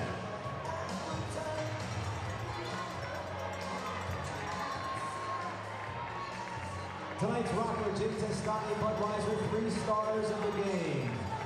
The 3rd star of the game from Binghamton with 1 goal, 1 assist, number 4, Jake Schultz.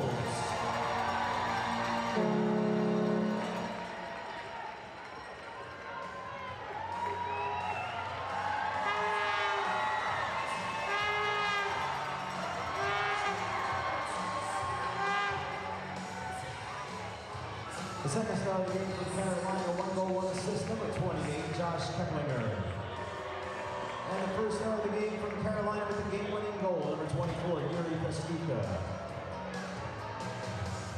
That overtime goal was scored by number 24, Yuri Pastuka, assisted by number 16, Jan Salat, at 4:05 of overtime.